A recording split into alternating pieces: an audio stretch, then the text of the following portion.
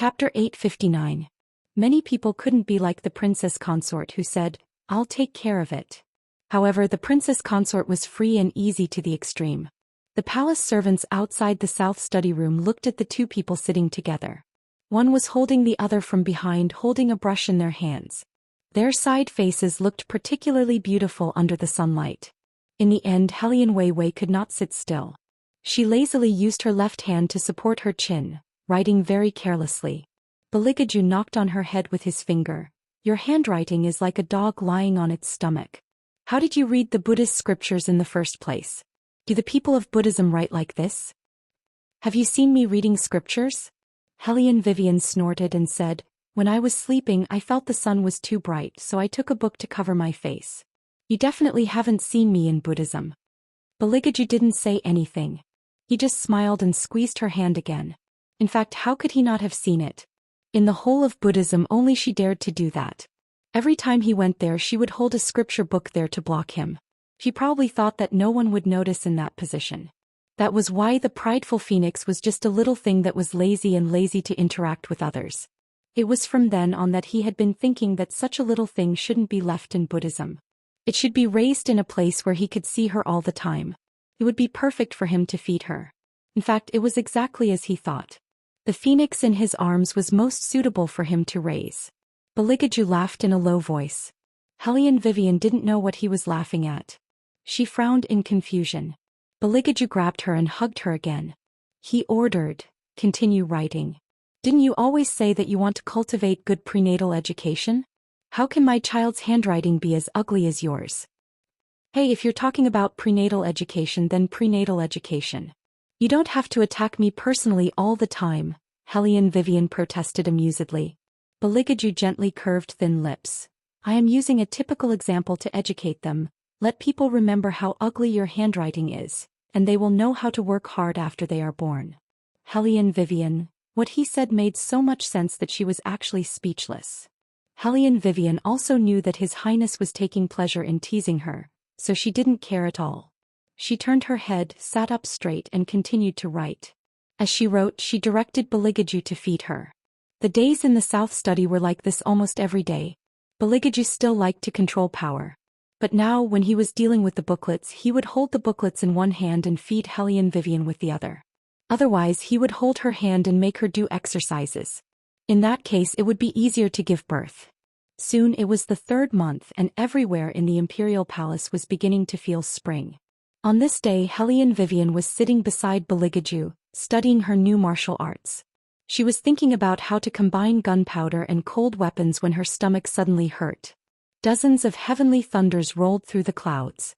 In addition to the blazing fire, there was also a faint Buddhist light that seeped out. This scene, which should have appeared in Mountain Tenya, was now shining in the human world. Every commoner in the capital walked out of their houses and looked up at the sky that was destined to be unstable. Inside and outside the Imperial Palace, there was an unprecedented panic. Basins of hot water were continuously brought in by palace maids, and all the imperial physicians stood outside the bedroom, anxiously walking back and forth. Even the master of the hidden spirit temple was brought into the capital. The Buddhist light in the room shone brightly. When the midwife saw this scene, she couldn't help but chant Amitabha. To be honest, they were already stunned, but the third prince was sitting by the bed, and that kind of murderous aura made them dare not waste any time. They just thought that the princess's pregnancy was really unusual. There was so much Buddhist light that they had never seen in a temple. The midwives suppressed the shock in their hearts, and their fingers trembled as they prepared cotton cloth and scissors, which would be useful in a while. When they were almost ready, the palace maid urged in a low voice, "Your Highness, it's time to go out." Beligaju turned his head and only gave her one word, "Get out." That voice was very cold, without a trace of warmth. The palace maid was so scared that she didn't dare to speak again. The midwives didn't know how to persuade the third prince. Normally, when the princess in the imperial palace was about to give birth, the third prince would not stay, for fear that the dirty blood would ruin the dignity of the imperial family. But it was obvious that no one could make the third prince leave at this time. The midwives braced themselves to do it. But at this time Hellion Vivian opened her mouth. Her eyes looked at Beligaju and there was a smile in her weak voice. Go out and wait, okay? I don't want you to see me in such a sorry state. Bailey Jiaju took a deep look at her. Then he reached out and brushed away the black hair that was sticking to her face. He kissed her gently on the lips. It was just a touch, but it was enough to show how much restraint he had. Okay. In the end, he still followed her wishes. But his orders were always so cold-blooded that it made people tremble. Take good care of the princess. If anything happens to her, this prince will have all of you buried with her. The midwives trembled as they bowed their heads and said yes. They were even more careful when they treated Hellion Vivian. Hellion Vivian didn't feel any discomfort. She bit a piece of white cloth in her mouth and the clothes she wore were loose. Someone cut her dress and there was a sound everywhere. Princess Consort, use more strength. Yes, that's it. The voices of the midwives rang out one after another in her ears. Hellion Vivian adjusted her breathing and strength according to the medical knowledge she had learned in the modern world. Her fingers gripped the bedsheet and each time she used more strength than the last. Finally she heard the midwives say, "The head is coming out, the head is coming out. The body is coming out soon." Hearing this, Hellion Vivian bit her thin lips and used more strength. Soft black feathers fell one by one and in the fog, a baby with scarlet eyes fell to the ground. But at that time he didn't open his eyes. Just by looking at that pink little face, everyone would think that he was a little angel sent by the heavens. "Princess, it's a prince, a little prince." The joy in the midwives' voices seemed to be contagious. When Hellion Vivian turned her head, she also laughed softly. The baby was very obedient. He was sucking on his thumb in his mouth, unlike other babies who cried when they were born. Instead he was laughing in an unbridled manner. It was as if he was mocking the gods and Buddhas.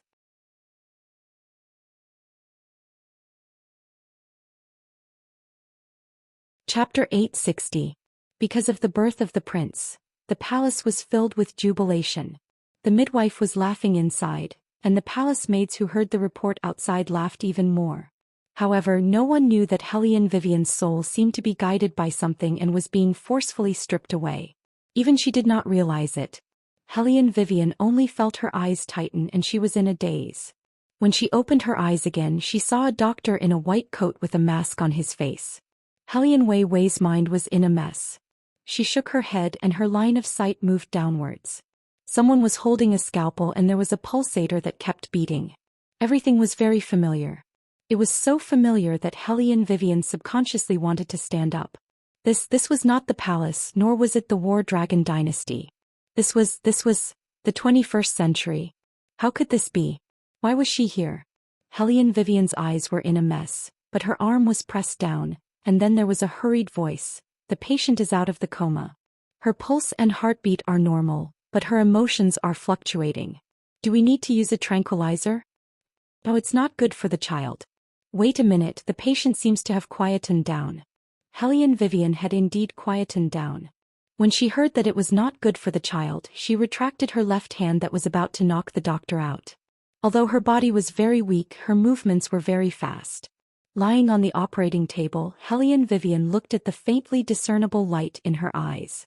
She did not have time to think about why she had returned to the modern world. The thought of giving birth to the baby safely occupied her mind. She did not understand why a baby would follow her to the modern world. There was no way to explain it with common sense. Originally, in Buddhism, she had seen the death of the phoenix in the hellfire light of Buddha. However, what she did not know was that the death meant that she would return to the modern world. In other words, once the baby was born, her relationship with that world would be cut off. She was supposed to die. Just like what the little king of hell said, what Bodhi did was enough to break this destiny. Was that why she brought another baby back to the modern world? But what about Baligaju? Hellion Vivian didn't dare to think about it for a while. She was afraid that if she thought about it, the man would notice something. It was not that there was no way to immortality.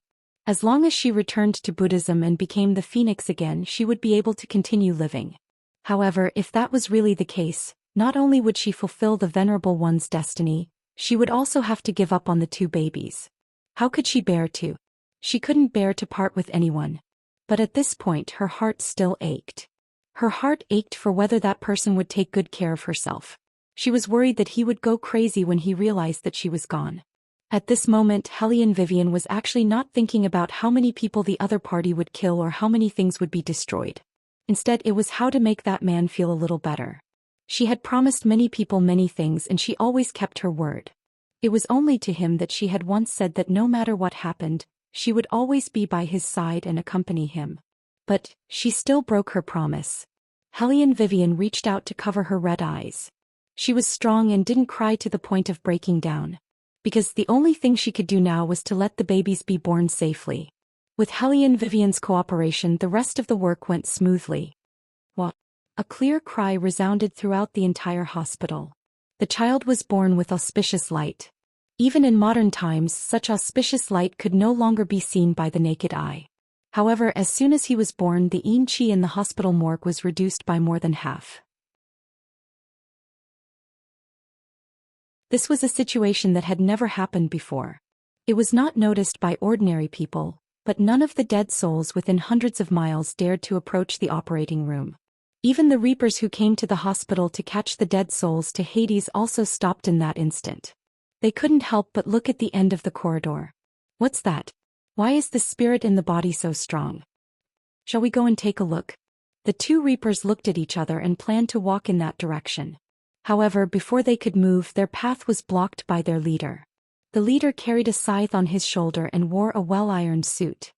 His slender fingers pushed up the frame of his glasses as he said in a calm voice, "Hades only cares about the dead, not the living. Go back." Yes. The reapers didn't dare to say anything. However, when they returned to Hades, there were still people who asked, "Hey, what happened up there?" The ghosts on our side reacted. Mengpa didn't even drink the soup and just stared blankly at the top of their heads. What was born? Why can we feel the light of Buddha even in the 18th level of hell? You're asking me, how would I know? The reapers said in a low voice. In short, it's an incredible fellow. The same situation was happening in the palace. However, compared to the tranquility of modern times, this place seemed to be more destructive. From the moment the child smiled, a long Sanskrit chant seemed to resound in the air. 3,000 feet under the yellow springs, countless demons seemed to have been summoned, and waves of water splashed out.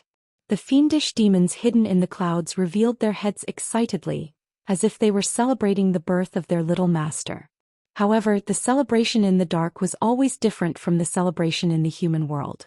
The demons were about to arrive, and all of them followed behind Baligaju as if they were cheering for this day. A thick black fog engulfed the entire palace. Baligaju didn't hesitate at all. When he heard that the mother and child were safe, he strode into the bedroom. His eyes were fixed on the person lying on the bed, and he didn't even look at the little prince that the midwife carried over. Without looking, Baligaju knew that it was 100% a demon. He was too familiar with the atmosphere here, so familiar that even if he closed his eyes, he could still smell the thick scent of blood. After his hand touched Hellion Vivian's cheek, he pursed his thin lips and gradually let go. Fortunately, her body was warm. However, when Baligaju leaned over to kiss her lips, his smile suddenly froze on his face. This is... In front of his eyes, Hellion Vivian's face was still very beautiful, and even the signs of her body didn't show any signs of deterioration, but her shell was empty. Bailey Jiaju's expression was distorted in an instant. Following that, it was uncontrollable panic and killing intent that no one could control. How could this be? Baligaju didn't believe it, and used the demon contract to search for Hellion Vivian again. He still couldn't sense it. He couldn't sense anything. She wasn't here. Baligaju's eyes fiercely narrowed for a moment. A loud bang was heard. The bed under his hand was almost instantly shattered into pieces. Before the midwives could recover, Baligaju grabbed the child's arm, and his eyes were cold as if he was looking for something on the child's body. However, there was still nothing.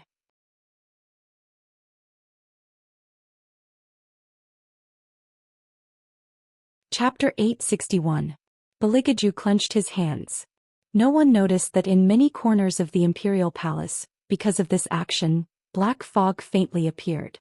The black fog seemed to be extremely scared, trying its best to shrink into a ball. They had never seen a man so angry before. They pressed down on the pain in their chests, not daring to make a sound. They could only look at Baligaju, fearing from the bottom of their hearts what he would do. As Baligaju's mounts, the fire Qilin and the azure dragon naturally felt an unprecedented sense of destruction. They couldn't help but reveal their true forms, soaring above the imperial palace. The fire Qilin only glanced into the room, vaguely guessing what had happened. Its expression suddenly changed. It had once thought that if its little master was born, then Hellion Vivian's connection with this world would most likely be broken. But thinking was one thing. When this matter truly happened, the fire Qilin realized that it was actually so uneasy. In the black fog, Beligaju just stood there no matter how the people around him screamed. It was as if he didn't hear them at all. His fingers were bleeding from his pinch. He had never tortured himself like this before. The midwives didn't know what had happened, but they felt fear from the bottom of their hearts. Finally, Beligaju moved. He reached out his blood-stained hand, covering his face. A suppressed and twisted low laugh sounded from his throat. This king said before, no one can take her away from this king. That kind of laughter was too hoarse as his voice fell to the ground. The marble under his feet cracked, creating cracks one after another. A power that no one could resist was emitted from his body. The entire imperial palace collapsed under that kind of tremor. The midwives were so scared that their faces turned pale. In the midst of the dust, Bailey Jiaju, who was dressed in a pure black robe, strolled out from inside. He held Hellion Wei Wei's body in his arms. His eyes were not at all like what they had seen before. Instead, they were filled with the color of blood, like a red gem, dripping with blood, incomparably beautiful. Large clumps of black feathers fell from the sky. While everyone was in shock, all they could see was the black shadow of the demon behind the man. Those black shadows seemed to have been influenced by their master. With a ruthlessness that seemed to be able to tear everything apart, they swept through the entire palace. He had never seen or felt such a crazy surge of power before. No one dared to act rashly. At this time, Beligaju had clearly lost his mind. No, especially when he had lost his mind. Or rather, he was more like himself than ever. Because without Hellion Wei Wei, he no longer needed to think about the only thing that concerned him as a human being. Many people said that Beligaju was very ruthless. In fact, it was because of Hellion Vivian that he had the patience to do something to hide the evil bloodthirsty aura on his body. Now that Hellion Vivian was no longer around, he couldn't be bothered to pretend anymore. As for how terrifying a Beligaju without disguise was, everyone who had experienced the great battle between the gods and Buddhists knew. For a moment, everyone was in a panic. The master of the hidden spirit temple stood in the middle of the river of blood. He only chanted, Amitabha. He knew clearly in his heart that if no one stopped Bailey Jiaju, he could destroy the entire capital. Your Highness. Eunuch's son said worriedly. Apart from fear, there was also sadness on his old face. You will hurt the little Highness like this. Beligaju didn't stop. When he lowered his head, he found that the little ghost was still hugging his leg. He directly kicked him away and continued to walk forward. When Eunuch's son saw this, he was almost scared out of his wits. How could a newborn baby take such a kick? He hurriedly wanted to walk over, but found that not only was the little Highness fine, but he was also hugging the royal family's leg after being kicked away for a while. Eunuch's son was stunned. He had never seen a child so resistant to beatings. On the other hand, he was so shocked by the aura that he couldn't stand up at all. Beligaju didn't care about the little burden at his feet. There was only one thought in his mind now, and that was to go to the Hades. Once a person's soul disappeared, it could only be with the King of Hell. Suppressing the anger that was about to explode, Beligaju punched his foot. The earth shook even more. In the most stable palace, the hottest volcano had appeared. The demon tide rose and countless black crows flew up. The ancient beasts galloped over, almost breaking the ground. Such a huge anomaly appeared in the originally prosperous capital. This made the exorcists feel the most uneasy. Within the 6 paths, all the gods and Buddhas knew that the mountain was not an ordinary mountain but Mount Buzhou in hell. Green Dragon and Fire Qilin looked at each other. Without hesitation, they flew over in an instant and followed behind the man. Every one of them had a premonition in their hearts. This time their king had really returned. Not only was it because of his strength but also because of his inhuman nature. Except for Hellion Vivian, everyone else was probably meaningless in the eyes of the king. The legendary Hades appeared in the world just like that. Originally, there was a very clear boundary between the human world and the Hades. That was darkness and day. People in the dark could see what people in the day were doing and saying, People in the day couldn't see the darkness. In fact, some people had never believed in reincarnation and ghosts. But when they saw the reflection in front of them, the whole capital was in chaos.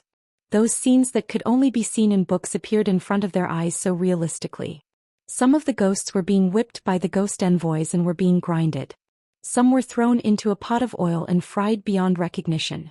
However, that was the result of all their suffering. That was why they kept jumping into the pot again and again. These scenes didn't appear for long because soon the king of hell, who was in charge of the underworld, found something suspicious. He waved his long sleeves and his handsome face was full of wild power. "What's going on?" Reporting to my lord, someone opened the door of the underworld with one punch. The judge stammered. The king of hell kicked him away and was very angry. "Of course I know that the door of the underworld has been opened by someone. I'm asking who that person is." Everything in the underworld was seen by the human world. Although it was only a short time of 10 seconds for him, the king of hell, it was a blatant provocation. Yes. The judge didn't finish speaking. There was a bang. The wooden door of the 18th floor of hell was kicked into pieces. As the wood chips flew, Baligaju walked towards the king of hell and only said 2 words coldly, "It's me."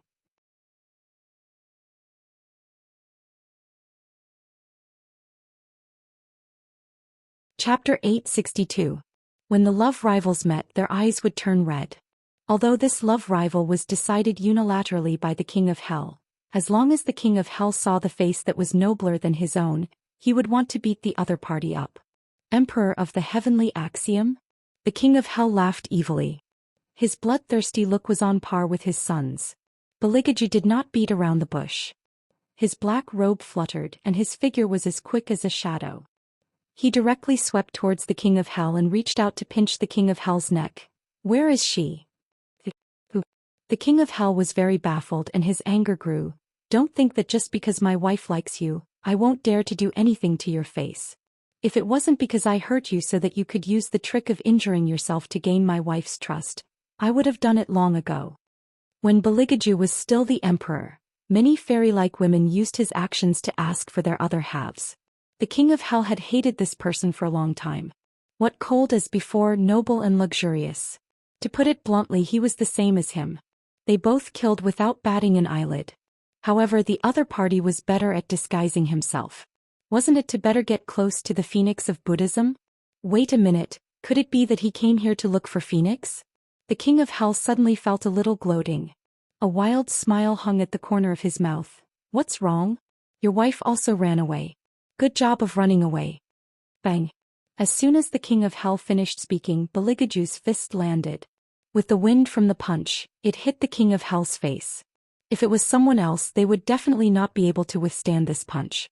However, the king of hell was not someone else. He turned his head and spat out the blood in his mouth. Then he grabbed Baligaju's wrist and returned the punch with his other fist, not to be outdone. When the two of them fought, it was like 2 stars colliding. Every time they moved, the Hades would vibrate. The judge held his head in his hands, trembling as he stood at the side. He watched as countless undead were reduced to nothingness in the battle between the two of them.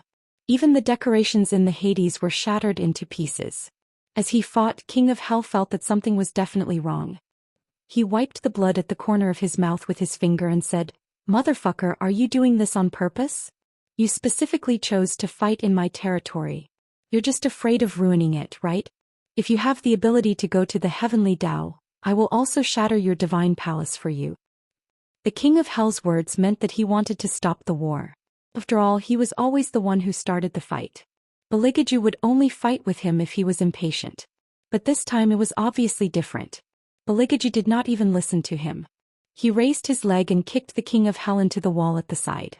Then he looked at him condescendingly and said in an extremely cold voice, "I'll ask you one last time, where is she?" Heh. The King of Hell laughed softly.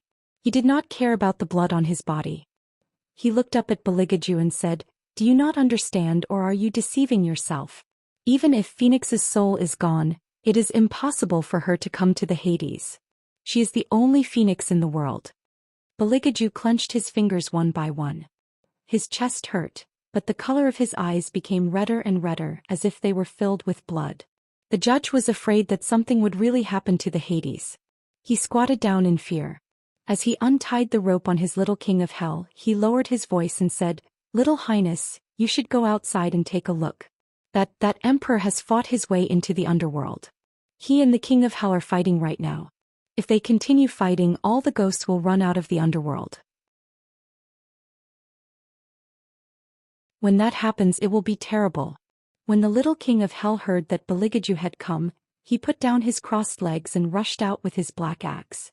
He originally thought that the other party was just looking for him to talk about old times, but when he saw those red eyes that were as red as blood, only then did the little king of hell realize that something must have happened, because this man looked like he was about to go crazy. And his old man didn't like him. The little king of hell didn't know what his old man said to Beligaju. He saw that the man's originally fast movements suddenly stop. He stood there with his slender body, and the shadow under his feet was very long. He looked like he had lost his soul. He covered his face with one hand and didn't care that his hand was dripping with blood. Looking at him from afar, he actually made people feel a sense of loneliness. That's right, he was lonely. Even though there were countless demons hovering above him, even though he could control the fate of the world, the little king of hell still thought of this word. It was as if the man had been punched in the heart. The evil aura bloomed under his feet, and even the black stones of hell were crushed by him. Black wings that symbolized evil even formed behind his back. That kind of evil energy was simply unstoppable. "I've already said that this is a lunatic." The little king of hell growled as he raised his black axe and blocked in front of Beligaju. His entire body was burning with the fire of purgatory. Beligaju turned his eyes and looked at him. His eyes were as red as blood. "Get lost. Even if you kill everyone here, you won't change anything." The little king of hell gritted his teeth. His gaze landed on the baby crawling by his feet. "Wait a minute, what's that? You're fighting with a child?" Beligaju chuckled and moved his fingers away from his face. His handsome face had never shown any evil. He didn't answer the little king of hell's question. Instead, he laughed in a gloomy voice. "Since she's not here, I'll destroy Hades and go to Buddhism to find her. If Buddhism still doesn't have her, I'll destroy this world." He's serious. That was the first thought that flashed through the little king of hell's mind. His second thought was, fucking hell. If the world was destroyed, how would he be able to chase after his little hook? Although they weren't from the same era, how could there be a future without a past life? "Calm down." The little king of hell decided to appeal to his emotions.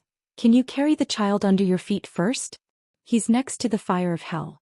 If he falls, he'll be burned to death." Speaking of this, the little king of hell seemed to have thought of something. "No, why would this child come to our Hades?" The judge was afraid of death and didn't dare to stand.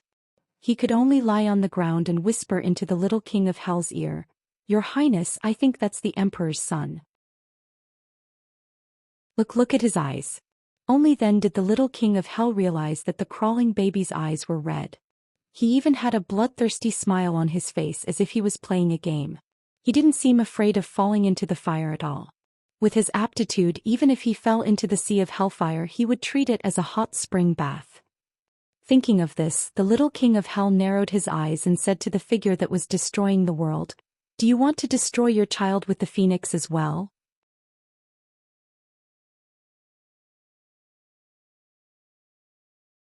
Chapter 863.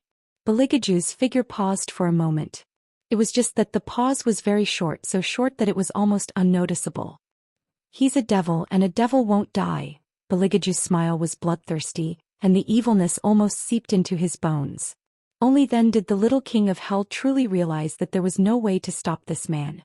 Without the phoenix, he had returned to being the great devil who was once known for his murderous ways. Tiandao and Buddhism would once again face a crisis that was not inferior to diabolism. What he was afraid of was that the Beligaju this time would be more destructive than the previous one. At that time, he simply liked power, and there was always room for leeway in his careless heart. Anyway, it was fine as long as he could defeat people. Now he was still elegant, but under that elegance was an unrestrained killing intent. If he really destroyed the underworld, the six Tao would be in chaos. No, he had to stop this man. The little king of hell's figure flashed and quickly blocked in front of Beligaju. His voice was loud and clear. "Phoenix once came to the underworld to look for me. In an instant." The boiling sea of fire in the underworld fell back again. Beligaju picked up the little king of hell. His voice was very low, so low that it was even a little hoarse. What do you know? The torment of losing Hellion Vivian made him want to go berserk almost every moment. However, Beligaju forced himself to endure, because he was not sure if he could find any hope here. The little king of hell looked at him. Phoenix should have known something in advance, so she came to the underworld to look for me. She wanted to see her fate. I also told her that there is no record of her life and death in the underworld, not only hers but also yours, the emperor. You were born in chaos and no one can control you except the sixth Tao.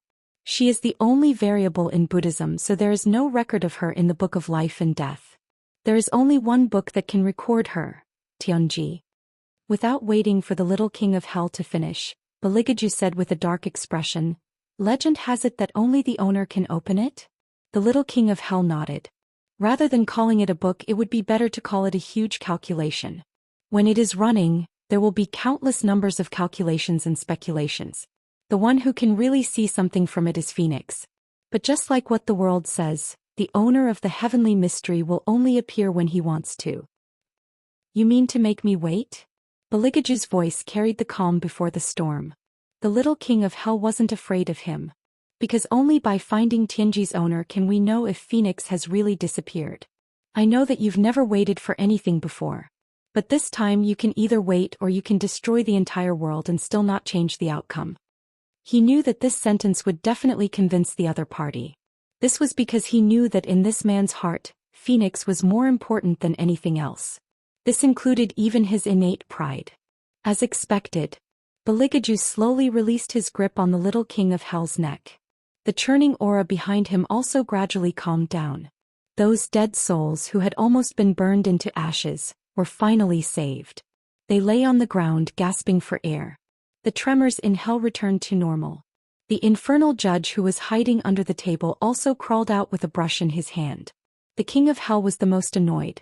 He had just gathered his strength and wanted to fight Beligaju, but he didn't expect the other party to suddenly stop. He didn't even look at the king of hell as he walked over. His left leg was being held tightly by a child. The king of hell looked at the child for a while and suddenly laughed. He decided not to find trouble with Beligaju. As long as his son was around, it would be a huge trouble. Outside hell, Azure Dragon and Fire Qilin originally thought that this place would be shaken to dust. They were prepared for their master to go completely berserk. They didn't expect their master to walk out of the darkness alone. He seemed to have regained his calmness, but his eyes were red as if he would start a massacre at any time. Go find the one with the surname Pei. Whether he's in Tiandao or Buddhism, find him even if you have to dig 3 feet into the ground. Hearing this order, Fire Qilin and Azure Dragon looked at each other and bowed their heads in response. Yes. They couldn't figure out what His Highness was thinking now. Had he really regained his calmness? Fire Qilin and Azure Dragon looked at the tall figure walking in front of them. It was unknown when it started to snow, but the fog lingered in the air. Even when people spoke, they could exhale. Logically speaking, it shouldn't snow in this season. However, because of Beligaju, the snow was getting heavier. Beligaju's face didn't show anything. He walked in front of them like a walking corpse. His left leg was hugged by a little demon with a short and thick arm. The little demon was not afraid of the cold at all, nor was he afraid of Beligaju's hostility.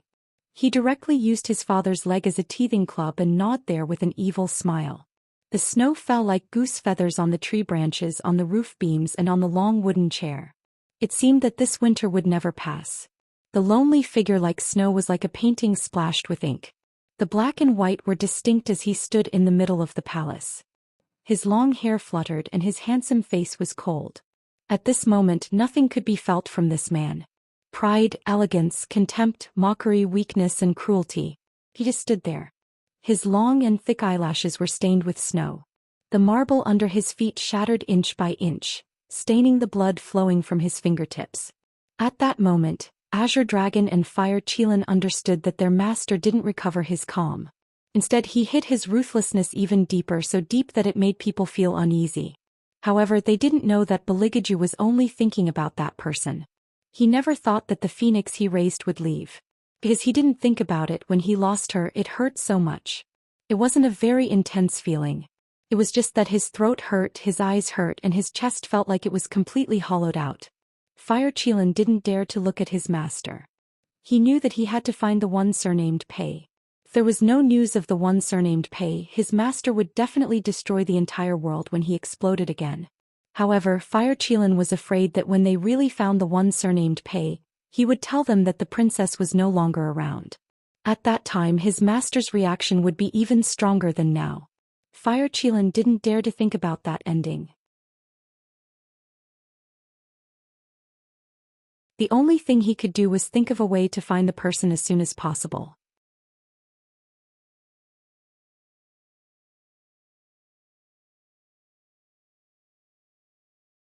Chapter 864. It was nighttime.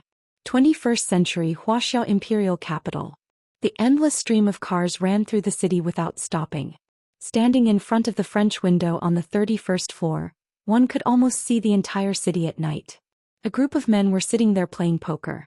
All of them had good looks and wore black t-shirts. Even though they were sitting there with no interest in life, one could tell that this group of people was different from ordinary people. The room was connected from top to bottom like a duplex. The whole room was bright and the decoration was sturdy. The smell of freshly boiled coffee filled the room, giving it a special feeling. If boss doesn't come back soon, this life will be boring. A man in a pure white suit leaned against the second floor and drank a mouthful of wine. He looked down at his friends who were playing poker. Isn't it boring to play poker all day? One of the baldies threw the old K in his hand onto the coffee table and curled his lips at the person beside him with a cigar in his mouth.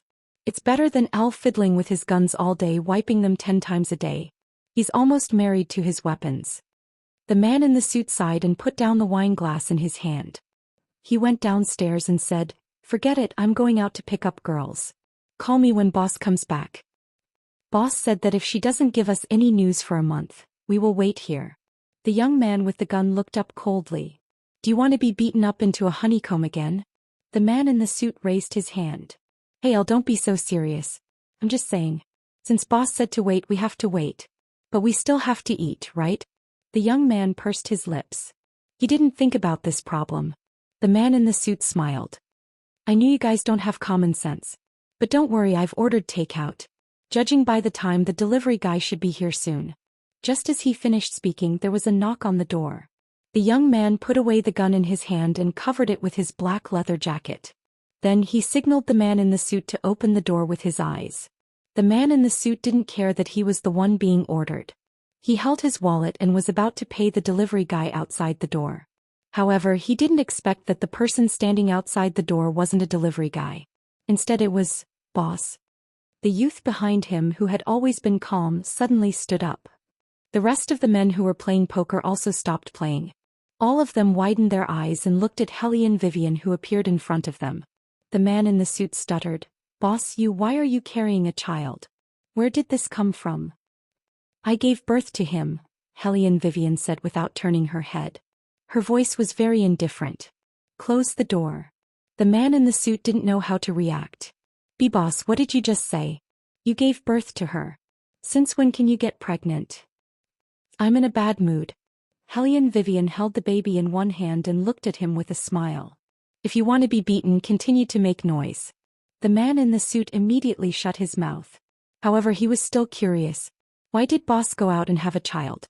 Calculating the time, it didn't seem possible. The young man also felt that it was inconceivable. He looked at Hellion Vivian seriously and asked, "Boss, is this child really yours? She didn't pick him up on the street?" "Yes." Hellion Vivian walked to the sofa and sat down. She gently patted the baby in her arms. Her body hadn't fully recovered.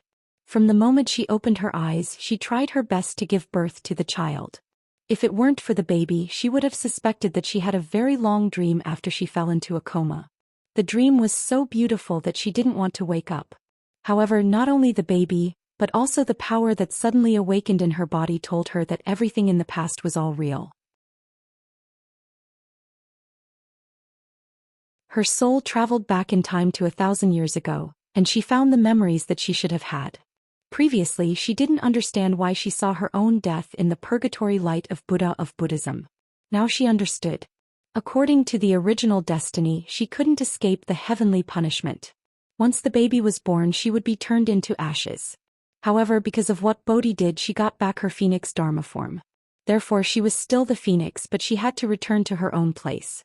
However, she wanted to go back. Back to the man who always knocked her head and called her an idiot. The man in the suit saw that Helian Weiwei's expression was not right. He had never seen their boss show such an expression. It was as if she had lost something and couldn't get it back no matter how hard she tried. After all, the man in the suit was very experienced in the relationship between men and women. At first glance, he knew that their boss's current expression was definitely related to the child's father. However, he really couldn't imagine who could overpower their boss. One should know that when their boss picked up a gun, it was as if she was the queen herself. There were not many people who dared to make a move on her. Unless, young Master Tang? No, that's impossible. Young Master Tang never let any woman get close to him except for his little childhood sweetheart. Even their boss was the same. In other words, their boss's child was very likely to have an unknown father? Contrary to what the man in the suit had thought, the rest of the people were just like what he had said. They were all rough men and did not have such delicate observation skills. They just stared at the baby in Helian Weiwei's arms uniformly with their eyes. Not only was the baby not shy, but his eyes were clear and he was born with a noble air. Looking at those people, their hearts were itching. Boss, let me hold the baby. I can coax him to sleep. Fuck off, you're so big. It's so uncomfortable for the baby to sleep in your arms. Also, you're so strong. What if you hurt the baby? I'll carry her. I'm the most suitable person to carry her. The men pushed each other with fierce looks on their faces, but when they arrived in front of the baby, they smiled tenderly. The man in the suit reached out and touched his forehead. Did these people really not notice that something was wrong with their boss? LK Jeans Lao A. Helian Vivian softly interrupted their noise. Her voice was very light but very serious. I've decided to stop and not accept any more missions. I'm here today to tell you this. I will live here in the future, but the ghost team will be disbanded.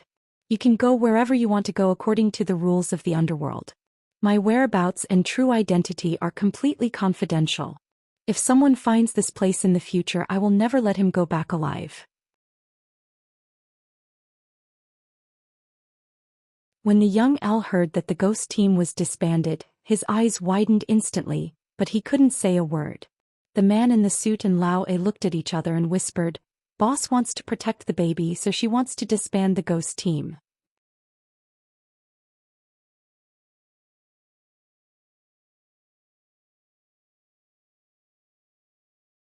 Chapter 865.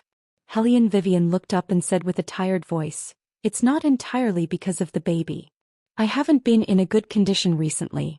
It's not suitable for me to accept missions. Young Al looked at her and sat back in his seat. His voice was very soft. I'm not leaving. I'll stay. I'll stay too. If you don't want to accept missions, then so be it. Old A was big and his laughter was somewhat deafening. We can take advantage of this time to raise the baby. Boss, what's your next plan? Helian Weiwei knew that these brothers of hers did not want her to be alone. Although they were a group of rough men, they could still give her warmth at times. I want to open a car repair shop.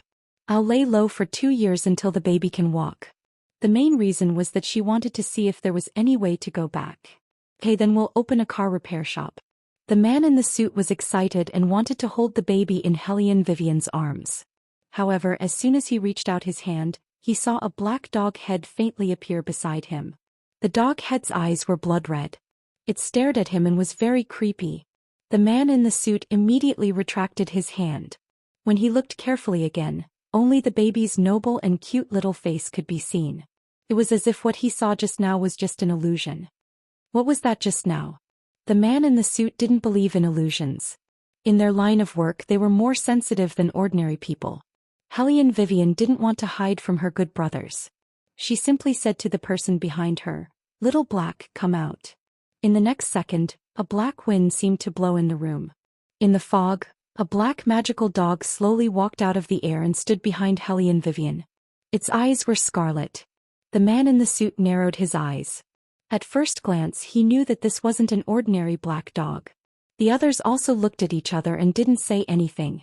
They just waited for Helian Vivian to speak. Whether you believe it or not, after being in a coma for a month, when I woke up, not only did I have a baby but my eyes also had a problem. Hellion Vivian glanced at the brothers standing in front of her. Now I can see ghosts. Hearing that, everyone swallowed a mouthful of saliva. They were all in disbelief. One had to know that in their line of work they were all materialists. Ghosts and gods did not exist in their eyes. However, after the shock there was a strong sense of interest. Especially the man in the suit. Since that's the case, why don't we take advantage of the free time to take on some private jobs? After saying that, he winked at Hellion Vivian. We can also earn some money for milk powder. Hellion Wei Wei smiled and agreed with what he said. S was in charge of the finances of the spirit organization. S was equivalent to the financial manager and business manager of the Phantom. In less than a day he found a piece of land in the capital of Huaxia. The location of the land was very mysterious.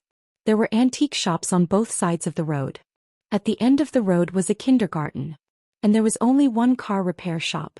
From that day onwards the famous ghosts of both the black and white sides were disbanded. No one knew where they had gone. Some said that they had entered the National Defense Department, some said that they had gone to the Sahara, and some said that they had gone to Dubai to fish for gold. But in fact only the young master of the Tang sect knew. This group of thugs didn't go anywhere. They concealed their identities on an inconspicuous street and lived the most ordinary life. Young master, don't we have to do anything? In front of the large floor-to-ceiling window, a young man wearing a black mask asked the man sitting in the office chair in a low voice. The man smiled, shook the goblet in his hand twice, and gently took a sip of the red liquid inside. He said in an evil tone, "No, let them be happy. When necessary, ghosts will wake up again." "Yes, young master." The young man paused and said, "This time the ghost should be asleep because of that child." The man raised his eyebrows and the corners of his mouth were full of playfulness. "Weiwei's child? Then give her more red packets. You'll send the money." The young man lowered his eyes and accepted the order without saying anything. Like a shadow he carried a wooden box and shuttled through the night scene of the city. When he appeared again he was already standing in front of the car repair shop. Hellion Vivian also recognized him. She looked at the mask on his face and then at the wooden box on the ground. "Young Master Tang sent this?" "Yes." The young man's appearance was too handsome and his eyes were also very good-looking. "It doesn't make a difference even if you have a baby. I thought you would gain some weight. Other than young Master Tang's gift money, there's also my gift for you. It's all in the box." After saying that, the young man buckled the black hat on his head and disappeared into the night street on a skateboard under his feet. Hellion Vivian had just opened the box when she was dazzled by the glittering gold inside. Then she saw the additional gift that the young man had mentioned. It was a certificate of the baby's household registration in the capital. However, what made Hellion Vivian's head hurt was the surname on it was Hellion. "Our baby's surname is Bailey." Hellion Vivian shook her head. Her eyes looked at the hazy sky and could vaguely hear the noise coming from the car repair shop. "Old A, how many times have I told you not to let little boss take your gun? It will go off accidentally. Also, did you forget to change little boss's diaper again? Why God? Bull. Put away your explosives. We're running a car repair shop now, not an arms dealer. Jean, if I see you secretly feeding little boss German stout again, I'll post the fact that you like men on Weibo." The man in the suit vaguely felt like he was going crazy. 6 rough men raising a little Prince Charming, plus Hellion Vivian, this carefree mother who knows what kind of person Bao Bao will be raised into. The only thing that can be confirmed is that Bao Bao is definitely not to be trifled with. However, compared to Bao Bao, the fact that Bao Bao is not to be trifled with is what really makes people unable to sleep. Early in the morning in the huge palace, Eunuch Sun was panting and chasing a little boy in a yellow brocade robe all over the floor. "Little Highness, wait for me, Little Highness." The little boy didn't do anything, but he was stepping on an evil spirit who originally planned to steal food in the palace. The evil smile on the corner of his mouth was very vicious. Except for Green Dragon and Fire Qilin who were following behind him, the rest of the eunuchs and palace maids didn't know what he was doing at all. They thought that their Little Highness was just exercising a little more. After all, compared to ordinary children, the Little Highness was unusually smart, which had already formed his personality. Compared to the royal family, the Little Highness's personality was cooler and harder to manipulate. He never let people hold him, or maybe it was his innate arrogance that made it seem like he was looking down on everyone. Especially those eyes, which were like red and translucent gems. At first glance, people would feel that they were ancient and mysterious, but at the same time full of evil. Chapter 866. This was what Bailey Jiaju saw when he came out of the palace. The hostility on his body was getting more and more obvious. In contrast to the hostility, his expression was getting more and more indifferent, no matter who he was facing. Seeing him coming over, the big baby first looked up, then reached out his hand and held Baligaju's long legs in his arms. There was a big evil smile at the corner of his mouth. Eunuch's son knew that the little highness was going to pee when he saw his posture. He could not bear to look and covered his face. Baligaju naturally noticed the wetness on his feet. He reached out and lifted the child up, stripped the child's clothes, and let him hang upside down on his legs for others to admire. The big baby was still smiling, but at this moment his handsome little face was completely black. The pair of eyes that looked at Baligaju was definitely not friendly.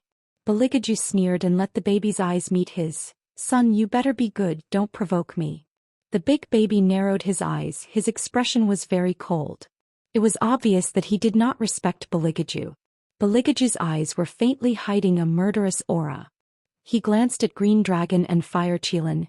"Is there still no news of the one with the surname Pei?" "Not in Buddhism, not in Tiandao. Qilin and I made a preliminary judgment that he is in the human world."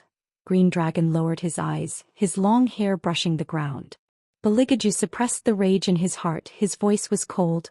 "Find him or do something to make him come out. The one with the surname Pei shouldn't want to see too many people die in the human world." When Green Dragon and Fire Qilin heard Baligaju's words, they knew what he wanted to do. His Highness' idea of destroying the world had never changed. As time passed, this idea would become more and more ingrained. They had to speed up. Otherwise, all the demons in the entire divine mainland would appear under his command and occupy the human world. Of course, this result was not bad for them. After all, they had been like this hundreds of years ago. However, both Green Dragon and Fire Qilin knew that the only way to make their master feel better was not to destroy anything, but to find the princess again. The Fire Qilin had been by Baligaju's side for the longest time, and this kind of situation had happened before. Back then its master was still a child. But it was that child who tore apart dozens of demons with his bare hands after the princess consort disappeared. The people in the palace also died because of the pressure released by His Highness. At that time, His Highness' primordial spirit had yet to return to its original position. Even he himself could not withstand the power he released at that moment. Right now, His Highness was both a celestial being and a demon being. If he wanted to, he could even cause the six paths to go into chaos. Therefore, history could not be allowed to repeat itself. What the Fire Qilin didn't expect was that its master would explode so quickly. About 3 months later, his subordinates replied that they had seen traces of Pei in Dunhuang. They had indeed arrived at the boundless desert, but they couldn't find anyone.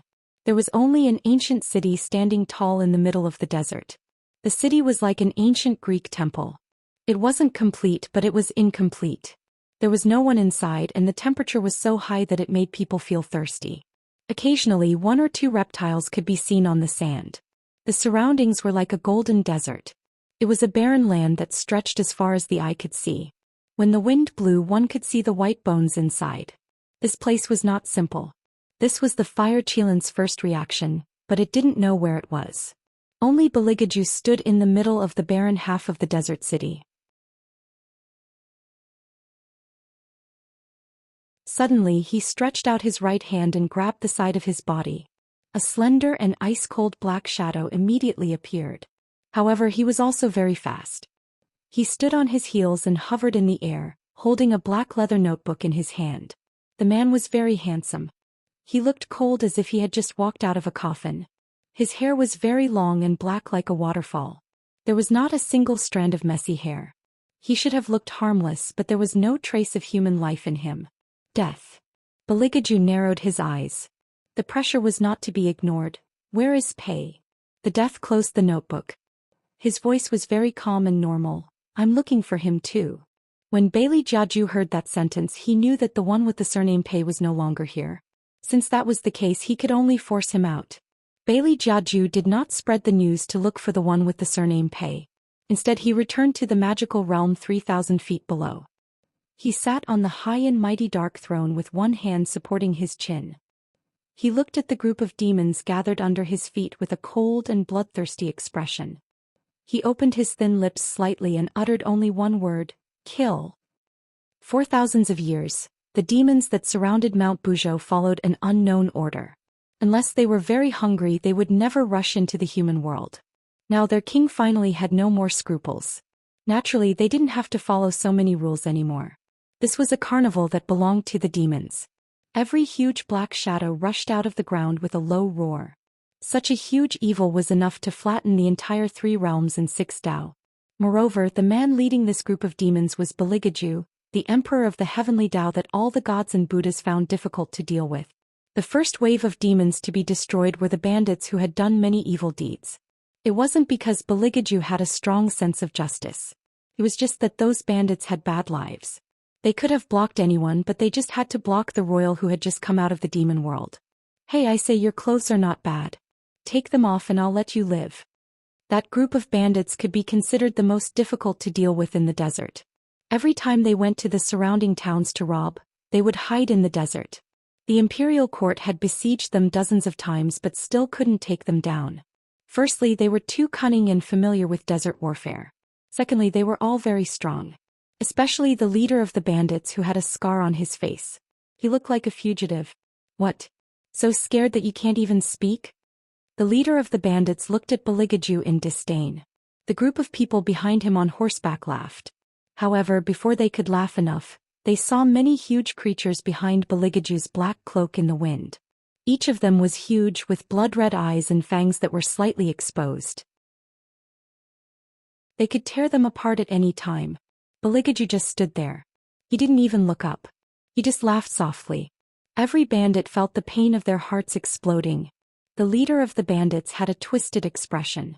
With a bang, he fell from his horse into the desert in a bloody mess. The group of demons was like a darkness that could swallow all life. Inch by inch, they spread across the entire desert. The last 2 bandits who didn't ride a horse looked at this scene, trembling. Their legs went weak and they knelt on the ground. Originally, they couldn't keep their lives. However, at this moment, a gentle and elegant laugh sounded in the air. Chapter 867. As expected of the Emperor, you've helped me solve a huge problem. I've been looking for this group of robbers for a long time. I hate it when people touch my money. Unfortunately, I can't see, so I can't take revenge on them. The voice was very low, as if it was always smiling. However, isn't it too bloody to force me out like this? Bailey Jiaju looked back with an indifferent expression, only to see a man appear behind him. That man was dressed in a well-ironed tang suit. He was clearly walking in the wind and sand, but he was not stained by the slightest bit of dust. He seemed to be unable to see anything at all. His eyes were closed and his eyelashes were very long. A bird landed on his shoulder. That bird seemed to be intelligent, looking at him with both eyes full of hostility. Apart from the bird, there was a small person behind him. The small person had dark circles under his eyes and was carrying a huge gourd on his back. Baligaju was familiar with this small person. It was the ghost baby who had followed Jing Wushuang. However, he wasn't interested in why the ghost baby was following this man. Baligaju looked at the man and his eyes darkened. Where is she? Smart people didn't need to say too much when communicating with each other. Boss Pei smiled. I need to make a prediction. Even if it's a heavenly secret, I can only make a prediction after the variables appear. Upon hearing this, Baligaju's eyes landed on the Bodhi tree that the ghost baby was holding. Then he lowered his eyes and bit off the black gloves on his hands. He bit his fair wrist, and the purest blood of the heavenly axiom dripped onto the Bodhi tree. Can you make a prediction now? Boss Pei couldn't see, but he was more transparent than people who could see.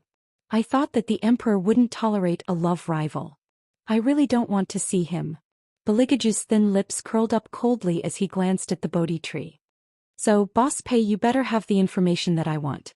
Boss Pei didn't mind being threatened like this. He pointed at the bird on his shoulder with his slender fingers. After the bird flew away, he slowly opened his eyes. As he opened his eyes, countless strands of power formed into slender threads.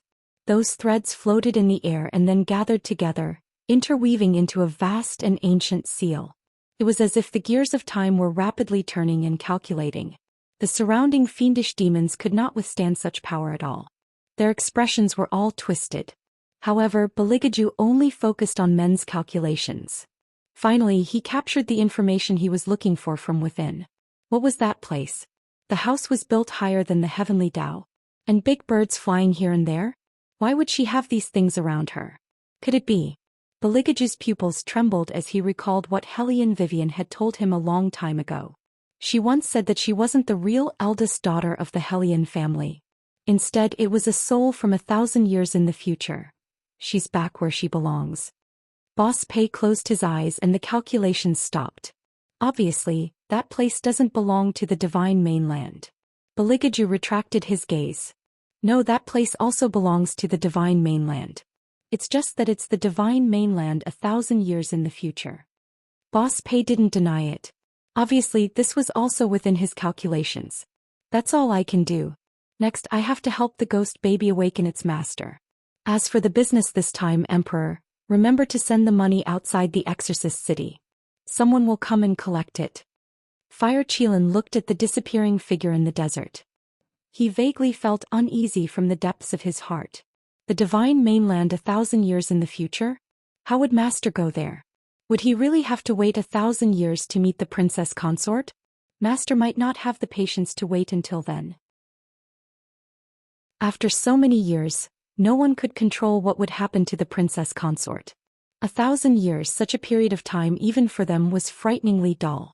It was too long, so long that they couldn't accept it. It wasn't that they couldn't wait 1,000 years. They could go to the underworld and reincarnate. Perhaps it would be 1,000 years when they were reborn as a human. However, that method didn't suit Master at all. Moreover, no one knew the exact location of the princess consort. They couldn't be sure which year it would be. The most despairing thing was that only the King of Hell could travel through time in the underworld. This was a special characteristic that even the Grim Reaper couldn't do. Thinking of this, Fire Qilin subconsciously looked at Beligaju's expression. His face was covered by his long hair. Only a pair of scarlet eyes could be vaguely seen. They were like the sea of blood that had been emptied in the underworld, with layers and layers of blood flowing out. 1,000 years? Beligaju put down the hand that was supporting his face and laughed softly.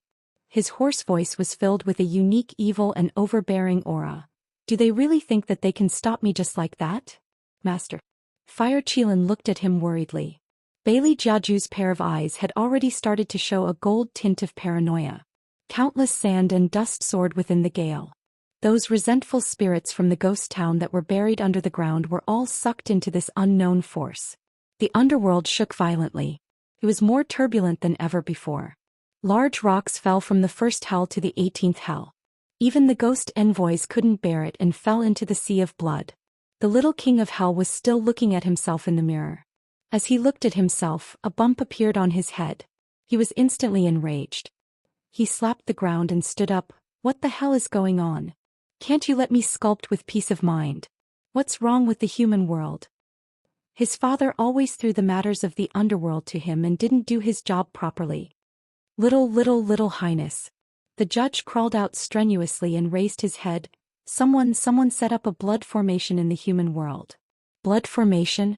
The little king of hell's handsome little face froze. He didn't bother to comb his hair and immediately stood up.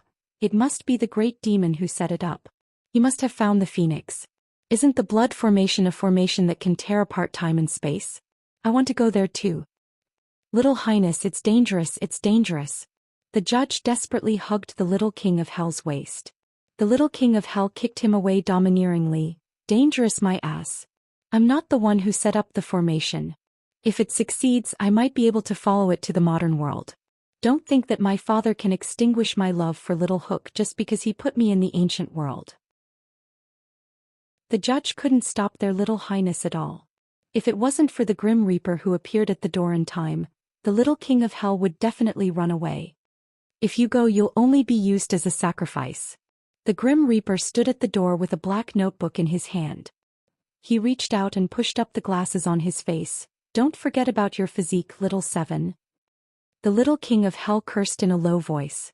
His face was unusually fierce. From what you're saying, isn't the human world going to be destroyed? Chapter 868. The people of the underworld only care about the dead. We don't care about what happens to the human world. After saying that, the Grim Reaper stood aside and watched the black stone roll past his feet with an indifferent expression. He was as cold-blooded as ever. In the desert, the blood-colored array left a complicated and ancient mark on the ground. Countless demonic beasts and ghosts were sucked into the array.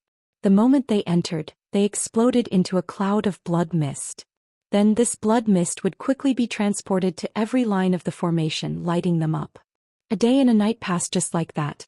People watched as the demonic beasts on the ground were sucked into the thick clouds by some strange force. They had never seen such a terrifying force before. Many people began to kneel on the stone steps of the hidden spirit temple, burning incense and praying to Buddha. They wanted to disperse the black fog that covered the sky. However, to Beligaju this power was still not enough. Just the demonic beasts as sacrifices was not enough to satisfy the blood array. Therefore he began to catch the dead spirits. He let those evil spirits open the way for him. As a result, the black fog gathered in the sky grew larger and larger. The blood aura that soared into the sky eventually caused adverse reactions in the surroundings. The plague, snakes, and insects that were originally hiding in the ground crawled out. When the wild beasts that were originally living in the forest appeared in the capital, every citizen was so scared that their faces turned pale. Almost everyone knew that the heavens of the divine land were about to change. When demons were about to appear, there would be disaster.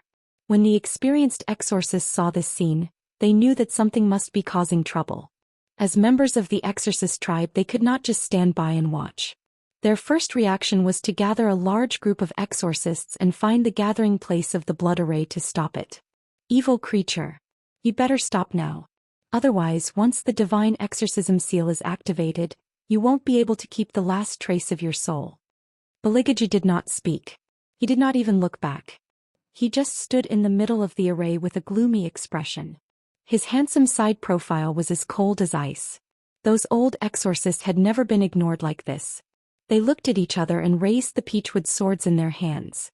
Since you don't know how to repent at all, we can only enforce justice on behalf of the heavens. With that, the exorcists raised their feet and rushed toward Beligaju. Beligaju still didn't turn his head. He waved his sleeve. A loud bang was heard. The exorcists were all knocked to the ground by him. The exorcists were unconvinced. They clutched their aching chests and prepared to try again. Bailey Jiaju narrowed his eyes and reached out his hand in a certain direction. Suddenly, a high-level exorcist was grabbed by the throat by him. Since you want to die so much, I'll fulfill your wishes. With that said, Beligaju casually threw the exorcist into the array formation. Everyone's expression changed greatly. They quickly used the Nine Suns True chant in an attempt to use magic light to trap Beligaju in place, in order to shatter his soul. However, what they did not expect was that the magic light could not hurt the man standing opposite them at all. It was already too late for them to retreat. This was because every time the other party stretched out his hand, he would grab an exorcist. Regardless of whether they were low-level or high-level, they were all like ants in his hands. All of them were thrown into the blood array. Without Hellion Vivian in Beligage's eyes, humans were just seasonings when he was bored. He was a demon. Demons had never had a heart. Unexpectedly, there were exorcists joining the fray. The black fog in the blood array became thicker. Lightning flashed and thunder rumbled in the sky, as if the end of the world was forming in an instant. However, in the face of such a phenomenon, Beligaju did not restrain himself at all. His deep eyes became even brighter and his handsome features flowed with earth-shattering magic. Once the blood array was activated, all the living creatures in the surroundings would be attracted. Blood and spiritual energy were the nutrients that the array needed the most. Without giving the exorcists a chance to regret, as the last shell disappeared, a large cluster of black feathers suddenly erupted in the center of the blood array. It was as if there were wings flapping, piercing the sky. In the next moment, Beligaju walked out of the array. The black feathers fell under his feet as he walked. His entire body seemed to be shrouded in feathers. His devilishly handsome face made everyone feel apprehensive. Because a black hole appeared above Beligaju's head. No one knew where that black hole led to, but the wind that blew out of the black hole seemed to be able to suck everything in. At the beginning, the black hole was very small, but it became bigger and bigger as it went on. It was as if another world had appeared outside the layers of black fog. Fire Qilin looked at this scene and its eyes widened. What was that? Unbelievable. Even as an ancient divine beast, it had never seen such a scene. Master actually tore open a gap in time and space in the air. But that world was too strange, so strange that it exceeded all of Fire Qilin's knowledge of the world. After the gap in time and space appeared, Baligaju did not act immediately. He seemed to be looking for something. The more he confirmed, the redder his eyes became. The earth began to shake violently. Those black feathers were like sharp blades that could cut through everything. One by one they stabbed into the shells of the demonic beast. The capital also felt the tremors. Almost all the demonic beasts in the entire divine land went berserk at the same time. In the billowing dust, Baligaju's gaze finally found a point in the illusionary clouds.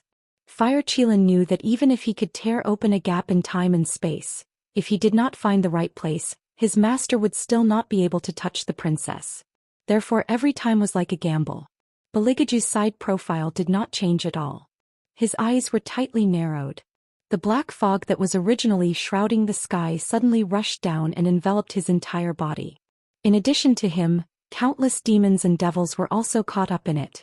Low growls were heard. Because of the unknown that they were about to face, their voices were full of trembling. Debeo was the smartest.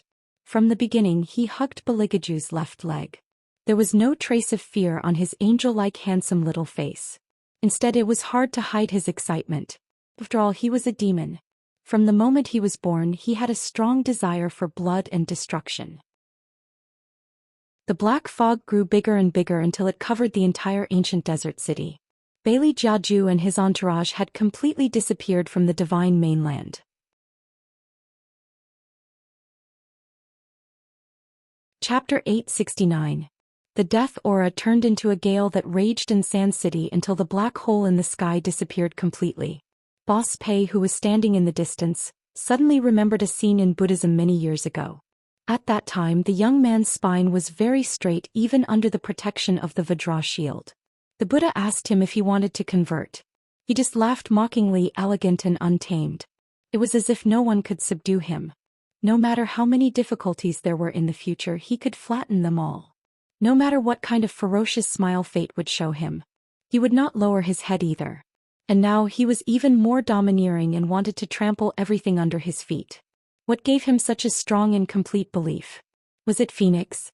Boss Pei lowered his head and curved his thin lips. His eyes were still blind, but there was a playful smile at the corner of his mouth. I wonder if the Demon Emperor will be able to adapt to the modern divine land. 3 years later. Imperial city of Huaxia. The roads here had been repaired from 5 rings to 6 rings. Everywhere he went there were cars. The property prices were rising very quickly. It was as if the price had doubled. Many people said that sometimes it was better to buy a commercial house than to work for half a year. They could sell it when the time came and make a net profit. Even in such an environment, the repair shop in the old town continued to operate as usual. Due to the special location of this car repair shop, the price had been raised to a sky-high level. But no matter how high the price was, the owner of the car repair shop would smile and say, "Not for sale." The car repair shop was very strange. When they were happy, the employees would repair more cars. When they were unhappy, they would just lie in the sports car and bask in the sun. Of course, the most common thing this group of rough men did was to act cute in front of a little boy. "Little boss, I got a new bottle of wine. Want a drink?" "How many times have I told you? You can't let a child drink." The most handsome man stretched out his leg and kicked a 1.9-meter-tall man to the side. That kind of lethality really didn't match his well-known face. "Little boss, from today onwards you'll officially start school. You must be able to withstand all kinds of temptations in the future. Otherwise, how can we feel at ease throwing you into that big dive out of a school?" Under the sun, the little boy's face could not be seen clearly, but his voice could be heard. There was a coldness in his tender voice that was not found in other children his age. "It's just a kindergarten." "The kindergarten is even more dangerous." The suited man looked at the boy seriously and said, "Little boss, you don't understand. With your looks, even Auntie won't let you off. She will definitely want to stuff you into her pocket and take you away. Not to mention those little kids who are close to their beautiful peers." Yes. The car owners standing at the side nodded in agreement. Since there were men in suits in the garage, the people who came to repair the cars were mostly girls. Every one of them wore denim shorts, had long legs and an all-shaped face. Even for people like them who would subconsciously frown when they saw children, when they saw the little boy, they couldn't help but want to reach out and pinch his little face. Heavens, what kind of parents could give birth to such a handsome boy? Especially the temperament he had. It was also strange. Logically speaking, he was raised by rough men who repaired cars. But this child had a cute and noble air about him, like a little prince left behind by a noble family. Now the little boy was carrying a school bag and wearing a pure white shirt with a black bow tie tied on it.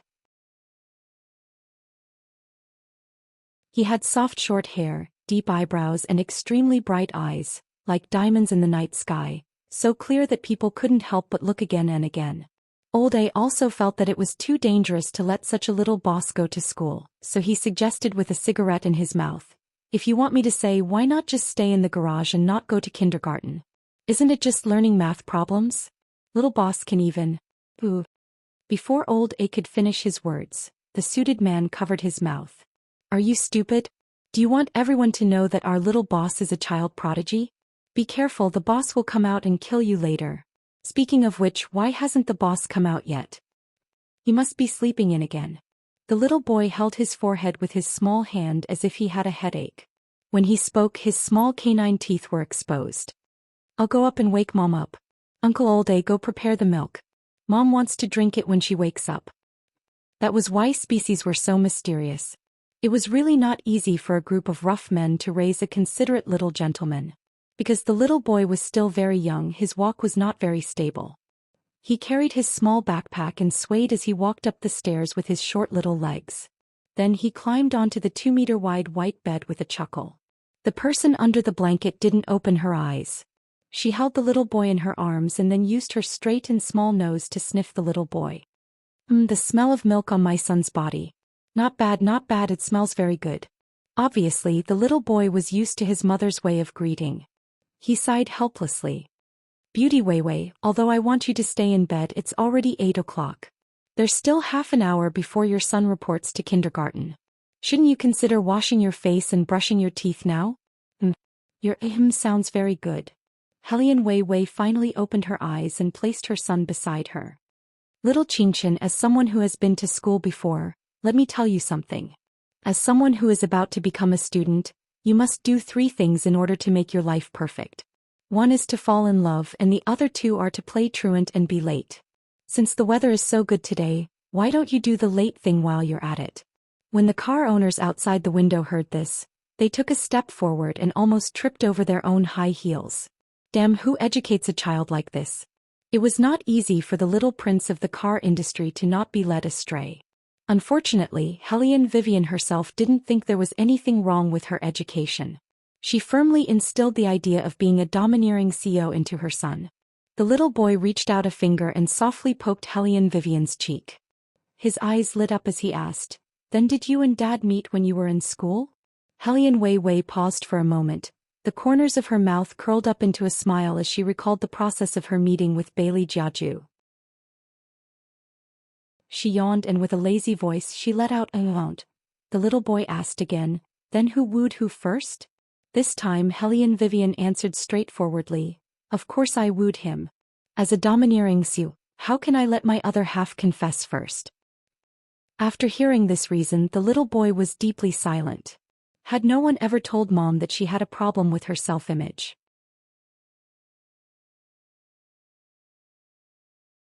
Chapter 870. Oh right, if you meet someone you like in school, don't hold back. Remember that you're the son of an arms tycoon. When it's time to make a move, make a move. You can't let others waste good resources, Helian Weiwei said as she held little Bun in her arms and ravaged him. The little boy saved himself with great difficulty. His black hair curled up and like a little adult he handed the jeans on the chair to Helian Vivian.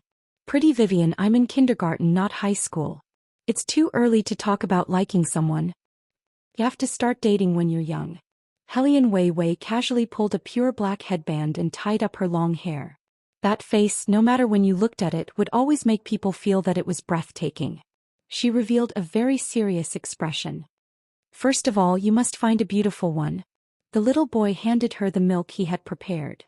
Pretty Vivian, don't tell me that you liked my dad's face back then. What else could it be? Hellion Vivian reached out to pinch her son's little ears. She lazily stretched her waist. Other than his face, his body is not bad. And his voice. Children shouldn't ask so much. The little bun. Did I ask around? Mom was the one who was willing to tell me. Ever since he was young, his bedtime stories were either general knowledge on how to dismantle a sniper rifle or the specific plot of how his mom pursued his dad. For this, his mom had even written a so-called wife-chasing handbook. He had read that handbook before. Every time he read it, he felt that his dad, whom he had never met, was definitely a very sinister person. To be pursued by a woman with such a clear conscience, and to throw out bait from time to time so that his mom would be more proactive. A man like this was very difficult to deal with. Little Chinchin, why are you in a daze? Scope. Hellion Vivian patted the little bun's head. In order to wear matching outfits with her son, she was also wearing a shirt today. However, perhaps it was because of her outstanding face. Pure black leather pants matched with a clean white shirt and a boy London soft leather cap. Under her waist-length chestnut hair was a black diamond ear stud. She looked very cool and eye-catching. There were even car owners who came to Xiaoqing to ask her if she was AT. After all, such a girl was always too eye-catching. That kind of beauty that blurred gender was really hard to ignore. In addition, she had a BMW Tomahawk that made people want to scream when they saw it. Whether it was the color or the lines of the heavy-duty motorcycle, it was extremely cool. There weren't many women who could drive an S1000R unless they had long legs. Otherwise, they would be suppressed by the aura emitted by the car. However, for Hellion Vivian, the BMW Tomahawk was tailor-made for her. While supporting the car with her long legs, Hellion Vivian raised her right hand and pulled down the windshield with a snap. Many people couldn't take their eyes off them. The little boy was sitting in front of her, wearing the little helmet that Hellion Vivian had specially made for him. He was so handsome. This pair of mother and son seemed to be born to be a scenery line, galloping on the road in a flashy manner. The pedestrians on the road couldn't help but look back, especially the group of people who loved cars. Even if they were sitting in sports cars, they couldn't help but open the windows and whistle outside. This car is so cool. BMW Tomahawk, it's out of production, right? Look, the person riding the bike is a woman. Impossible. Do you think the Tomahawk is your family's scooter that anyone can ride casually? The driver who was knocked felt very wronged and bit his thin lips. That was really a woman riding the bike, okay? However, Hellion Vivian didn't stay on the road for long. The Tomahawk's speed was well known, especially when she bent down and sped up. People could only see the beautiful fiery curves flashing in front of their eyes valiantly. Hiss! Hellion Vivian parked the motorcycle, took off the helmet and carried the little bun down. Your kindergarten is not bad. The kindergarten system in the capital was very complete, especially this one. Basically, they were all talents, so her son shouldn't be bored in there. The little boy was very happy to be able to come to the kindergarten. He reached out and tugged at Hellion Vivian, reminding her in a very well-mannered manner, "When I'm in class, you can't just run around. I'll end class at 5, then I'll go back by myself." Wait a minute, little Ching, I feel that there's something wrong with you. Usually, don't you ask me to pick you up? Hellion Vivian raised an eyebrow. Are you trying to do something behind my back? The little boy touched his forehead. I just want to walk by myself. Well, little Chinchin has learned to be independent. As Hellion Vivian spoke, she looked in the direction the little boy was looking at. There was a faint shadow there. The shadow was very small and it was squatting in the shadow of the school gate. It was a child who had just died not long ago. Of course, the child also saw the little boy looking at him. His eyes suddenly widened and he bounced over, extremely surprised. You can see me? You can actually see me. Hellion Vivian curled her lips into a smile, showing that she didn't want to care. Her eyes lazily looked at her son. The little bun was calm. I can see you, but if you don't go reincarnate and keep on harming others, I don't mind sending you on your way. When the little black shadow heard this, he knew that the other party was not to be trifled with. He originally wanted to reach out his small hand to touch the other party. Unexpectedly, as soon as he moved, a black dog appeared behind the little boy. The black dog was frighteningly big. Its eyes were as red as blood, and its whole body was emitting a thick black fog. Although the little black shadow had just died, he was at least a ghost. His innate ghost instinct told him that it was best to leave now. Otherwise he wouldn't have a good ending. Thus, the little black shadow turned around in fear and completely disappeared. Hellion Vivian lowered her head and helped her son tidy up the small tie on his shirt. Dead spirits are formed by resentment. Be careful. Yes. The little boy replied, but in reality he didn't care about these ghosts at all. His bloodline destined him to be arrogant. Hurry up and go back. The car dealership's business hasn't been good recently. If you don't work hard, I won't be able to pay for my school fees. The little boy said this because the mother and son had the same concept of money. That was to make money for fun. However, in the ears of others, it had a different meaning. Why are you so miserable? I really didn't expect that the belle of the law faculty couldn't even pay for her son's school fees.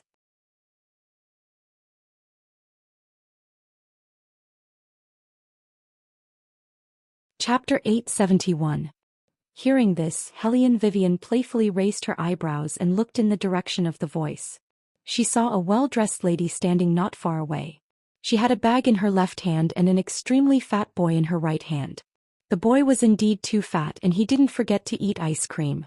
Perhaps it was a problem with his education, but the little fatty's gaze was very unkind. He was more or less tainted by his mother's aura, and he looked at everyone with an arrogant gaze. Mom, where did this country bumpkin come from? He looked a little older than Hellion Qingchen, and when he spoke he didn't forget to glance in Hellion Vivian's direction. The lady laughed softly and the charm in her voice was obvious. What country bumpkin? He's a classmate of Mom's when she was in school. He's just a little down now.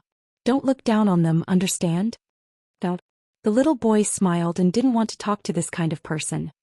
He looked at Hellion Vivian and said, Beauty Vivian, I'll go in first. Remember what I said, don't run around. Hellion Vivian always felt that her son's expression sometimes resembled a certain highness, so she nodded and didn't say anything. Seeing their reaction, the lady suddenly laughed. Vivian, we haven't seen each other for 3 years. Back then you were a famous person in school. Life really makes a man. I thought you went to be a lawyer somewhere, but now it seems that's not the case. Hellion Vivian looked at her and her smile deepened. Yes, I didn't become a lawyer. Why? Is it important? That's not it.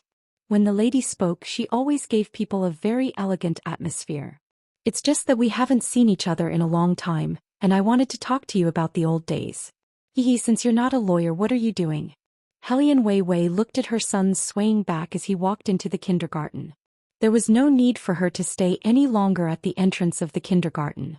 She nonchalantly said to the rich lady, I'm here to repair the car. Repair the car? The woman's tone changed strangely and then she laughed again. That's really hard work, Wei. My husband has invested in this kindergarten, and now he is also a director of the school. If you need any help, just tell me. Sometimes self-esteem is not worth much. Hellion Vivian yawned. No need.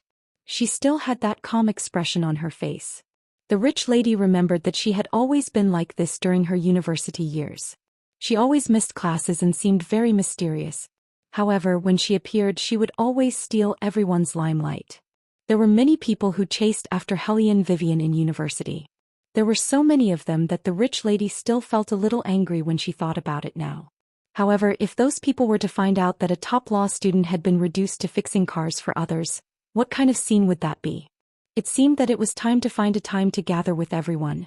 The noblewoman handed the bag in her hand to the housekeeper behind her, and then said to the little fatty, Son, if anyone bullies you, you must tell Mom, understand?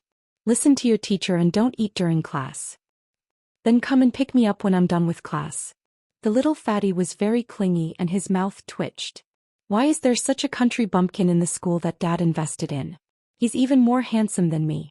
My limelight has been stolen by him. The rich lady smiled. All right, we're not from the same world. Besides, how is our family's Xiao Heng worse than him? He's a head taller than him. Hearing the praise, the little fatty raised his head and puffed out his chest. However, the passers-by who were watching this scene chuckled. They thought to themselves, your son is indeed taller than others. Why don't you say that your son is 3 times fatter than the other person? As for the appearance, anyone with eyes could see that the difference was too big. There was no comparison at all. If a child was raised astray, they would be more vicious than adults. For example, when little Fatty Ching saw Hellion Chinchin's face, he was so angry that he purposely said that he was a mechanic in front of the whole class. Hellion Chinchin didn't even acknowledge him. His big black eyes were rolling around. From afar there wasn't anything special about them. However, upon closer inspection they were different from ordinary people. From his pupils, there were lines of golden lines just like the eyes of a cat. They were unbelievably bright. The strands of hair in front of his forehead were neatly trimmed. They just happened to follow his movements of lowering his eyes, blocking them and covering his eyes. Xiaohei, come back. No one heard her order. Other than the devil dog that wanted to tear the little fatty into pieces with its claws, the rest of the people could not see anything. The little one reached out and touched the devil dog's leg. Her small body could only reach the dog's thigh. I can't let someone die when I just came to school. Besides, school is quite boring. It's not bad to have a toy like this. As she said that, Hellion Chinchin smiled faintly with a unique arc. The little radishes were very cute. After the first class, all of them rested on the small desks. Hellion Chinchin was also sleeping. Her tender little face was extremely cute. Soon a little girl came to give him candy. She also wanted to wait with him for the adults to come and pick him up after school. Little Fatty Ching was very unhappy. After class he gathered a few of his friends and surrounded Hellion Chinchin. Country bumpkin, I'm warning you. You better listen to me and call me boss. Otherwise I'll make sure you don't get away scot-free. Little Fatty Ching was the oldest among them. When he spoke he mimicked the tone of an adult. Hellion Chinchin stared at the lollipop that was dropped by her feet. Beauty Wei Wei only allowed him to eat candy once a week so that he would not have worms in his teeth. This piece of candy was so hard to come by, but it was gone just like that. Good, very good. Hellion Chinchin looked at little Fatty Ching. Her canine teeth gradually revealed as if something was gathering in his eyes. At this moment the teacher walked in from the door. She clapped her hands and said in a cute voice, "All right children, it's almost time for lunch. Hurry up and line up. It's time to eat." Hellion Chinchin immediately regained his senses. He could not cause trouble in school. If he wanted to teach someone a lesson he had to wait until they were outside the school gate.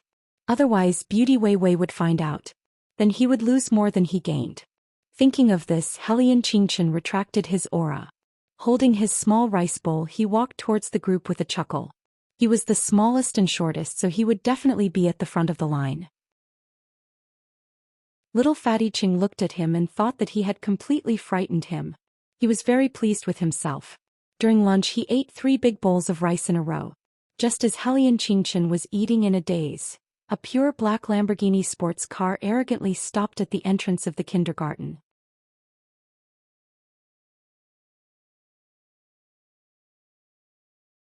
Chapter 872. A butler in a black uniform respectfully opened the back door. A small and cool figure slowly walked out of the sports car. This made the teachers who had stopped and were walking over suck in a deep breath. The little boy was wearing a leather jacket with a cap on his head, covering half of his face. He even wore sunglasses on his face as if he didn't like the sun.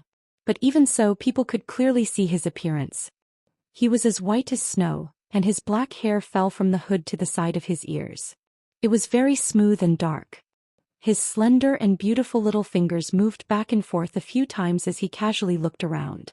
His eyes moved back and forth on the passers-by, focusing on their body shape and fat thickness. It looks delicious. The little boy stood beside the car, tilting his head slightly and smiling. It was a very ordinary action, but when he did it, there was an indescribable evil, as if some kind of dark aura was overflowing from his ruby-like eyes. The passing teachers didn't know what he said, but they were surprised that there was such a cool little boy in the world. It was as if he had walked out of a manga and they couldn't help but look back. The little boy was used to being looked at since he was young, so he wasn't sensitive to such gazes at all. When he saw that someone was looking at him, he even looked at the shadows of the kindergarten. He looked up and down and stuck out his tongue to lick his thin lips. To be honest, he looked like a flashy little rich second generation. The little black shadow in the shadows didn't take him seriously. But what he didn't know was that after Bailey Shangxia licked his thin lips, he softly spat out 2 words, "I want to eat." The little black shadow wanted to scare him like he did others. So when Bailey Shangxia approached him, he had already reached out his black fingernails, ready to pinch him. However, he never would have thought that the seemingly harmless little rich kid would release an evil aura that he had never felt before in the next moment. He wanted to run, but it was too late. He was eaten in one bite. After the little rich second generation finished his dessert, he put his sunglasses back on his face and said domineeringly, "This time, father is sure that mother is in this space-time and in the east?" "Yes, your highness." When the butler in black lowered his eyes, the tip of his tongue was diamond-shaped. "This is already the 8th kindergarten that Little Highness has entered.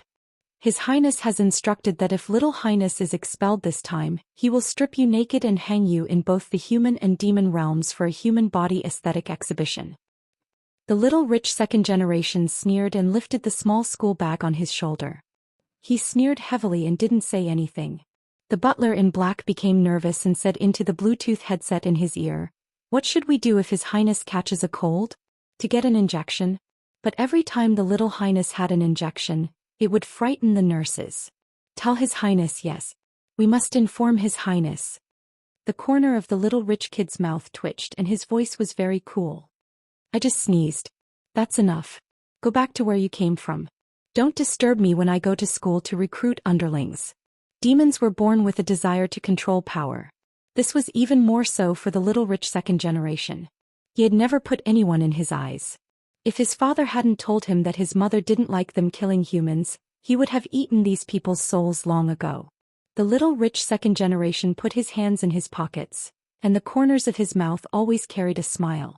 It was just that that smile was too bloodthirsty. Those who didn't know him would only think of him as a little angel. In fact, his appearance had already made the demons in a radius of dozens of miles feel a strong sense of uneasiness. The little rich second generation had already forgotten that he was in his mother's belly. However, in his memory, there was always a pair of gentle hands that would caress her belly from time to time.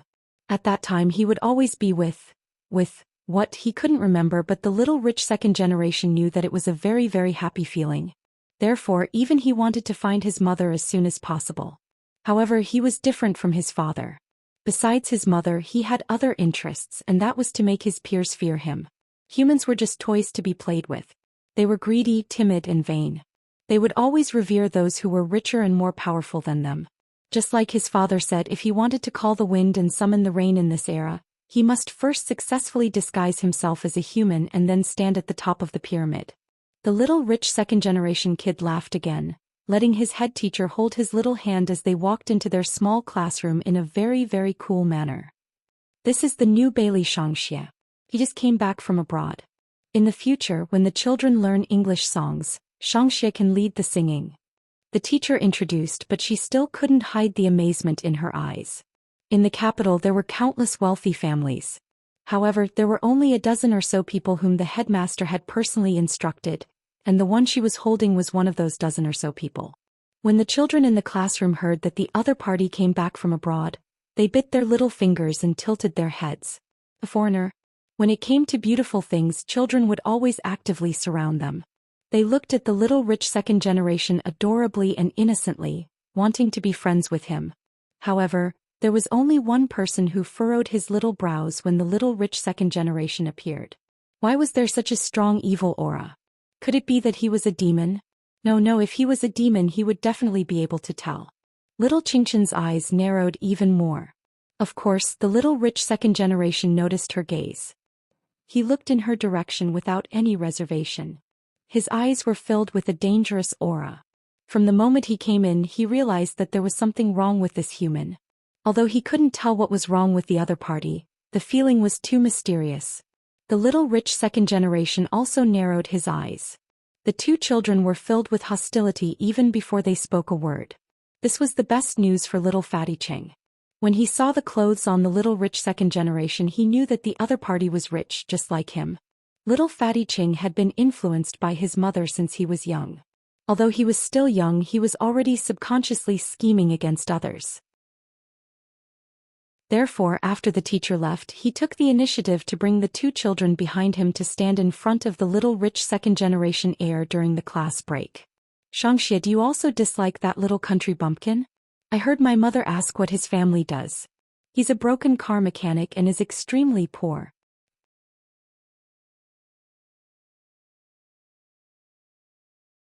Chapter 873.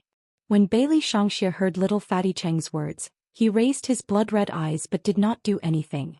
This made little Fatty Cheng twitch his mouth. Under normal circumstances, when one heard that the other party was so poor, wouldn't one join him in scolding them? Shangxie, we have discussed and decided to join forces with you to teach that little country bumpkin a lesson. Little Fatty Cheng continued to encourage the little rich kid with all his might. After he finished speaking, he even looked at little Qingchen with disdain. Bailey Shangxie sneered. He did not look like a 3-year-old child at all. Instead, he looked like a little boss in a movie. Did I say that I would join forces with you? Get the hell out of here. Little Fatty Cheng was the king of children everywhere he went. Who dared to talk to him like that? Bailey Shangxie did not want to waste time with him. He hated it when people pointed at him. He grabbed little Fatty Cheng's collar and pulled him over. I will give you 2 choices now. Either you become my underling or I beat you up. This human's soul was rotten from head to toe. If it was any other time, he would not even look at him. However, he still needed a human to run errands for him in kindergarten. Little Fatty Cheng chuckled. Be your little brother? He thought to himself, look at my body. I can beat 3 of you. You want me to be your underling? There was no room for discussion. Little Fatty Cheng twisted his body and was about to grab Bailey Shangxie's hair and elbow him in the stomach. Children did not have any rules when they fought. Little Fatty Cheng relied on his fat, strong and powerful family. Therefore he did not think too much when he bullied others. He was very ruthless. But what he didn't expect was that before his hand could even touch the corner of the little rich kid's shirt, he was pushed away by the other party and fell heavily to the ground. Little Fatty Cheng was dizzy from the fall. His eyes were filled with stars. However, that person did not stop. He stepped on his stomach with his short legs and said in a cold voice, Do you think you are fit to fight with me? Little Fatty Cheng was in so much pain that he burst out crying. When the class teacher rushed to the classroom, she saw this scene. Her small face turned pale in an instant. She quickly reached out and pulled little Fatty Cheng up. She actually wanted to hug him, but little Fatty Cheng's body was too big. She could only half hug and half drag him. Little Fatty Cheng cried even more heartbreakingly because the adults were around. Teacher Shangxie, he hit me. The head teacher patted his back and coaxed him for a long time. Then she turned around and said to Bailey Shangxie, Shangxie, how can you hit him? Bailey Shangxie smiled at little Fatty Cheng. His eyes were filled with a dangerous light. Student Cheng was the one who started it. I was just defending myself. When the homeroom teacher heard that the child even said that it was a real defense, and then looked at the 2 children's figures, she didn't know what to say. After all, little Fatty Cheng was too big and burly. With such a figure and appearance, it was obvious that he often bullied others. No matter what, children should still be peaceful with each other. You can't fight. The homeroom teacher wanted them to shake hands and make peace. However, little Fatty Cheng burst into tears. Teacher, if you don't care about him, I will definitely tell my dad. Someone hit me in school and you didn't even do anything about it. I will ask my dad to remove you from your position. The homeroom teacher was teaching the class for the 2nd year. Although she wasn't very righteous, she was at least a kind person. When she heard that this child was using his parents to pressure her, her face turned serious. Then go and tell your dad and ask him to remove me from my position. Little Fatty Cheng was dumbfounded. He thought that by saying this, the other party would definitely know the severity of the matter. He didn't expect that it was useless. He was stunned for a while before he burst into tears again. The homeroom teacher didn't really want to be angry with the child. She couldn't let him continue crying like this, so she called his parents to pick him up. During the 3rd lesson, little Fatty Cheng was completely obedient. He didn't dare to look at Bailey Shangxie. Whenever he looked at him, he would feel a terrible stomachache. Little young Master Cheng had never been so aggrieved. He was originally the king of the children in the class. However, when Bailey Shangxie came, he was nothing. Not only that, he was beaten up, but the teacher didn't even punish him. Most importantly, fucking hell. What did legitimate self-defense mean? Little Fatty Cheng's IQ couldn't keep up with Bailey Shangxie. However, it didn't mean that the other children couldn't keep up with him. Little Qingchen, for example, sat in front of his little desk, biting on the lollipop in his mouth and watching this scene silently. Then he obediently took out the chocolate cake that Beauty Weiwei had prepared for him. If he remembered correctly, legitimate self-defense wasn't an idiom that a 3-year-old child should learn. It seemed that the other party wasn't a low-level monster. He should have perfectly integrated into human life. Beauty Weiwei said that this kind of monster was the most difficult to deal with, because it was uncertain whether the other party simply wanted to live as a human or did something bad. No matter what, as long as the other party didn't provoke him, he wouldn't make a move. But for some reason he always felt that the other party wasn't a monster. Demons always had a pungent smell on them. But this person, other than looking very rich, was no different from an ordinary human. Moreover, the small leather jacket he was wearing looked very good. It was the one that little Qingshan had always wanted. Little Black, can you see the other party's real body? Little Qingshan asked in a low voice, wanting to summon the devil dog. However, something strange happened. Little Black didn't appear. This had never happened before. Little Qingshan's eyes darkened as he looked at Bailey Shangxia. His little face became serious as he ate the chocolate cake. He looked adorable no matter how one looked at him. Bailey Shangxia, this little devil, had a secret that no one knew, and that was that he liked to eat chocolate very, very much. Under normal circumstances he was very disdainful of humans, but when it came to eating he had to admit that humans were very good at making things. They could even make such delicious food like chocolate. No matter how cool Bailey Shangxia was, he was still just a child. When little Qingshan took out the chocolate cake, his blood-red eyes kept looking to the side. Little Qingshan, of course, sensed the other party's gaze. Without a word, he hugged his chocolate cake even tighter and ate it spoonful by spoonful, exuding an air of nobility. Bailey Shangxia felt that this human didn't know what to do at all. His eyes narrowed, and he made up his mind to accept the other party as his little brother. Even if it was for the chocolate cake, he would beat the other party into submission.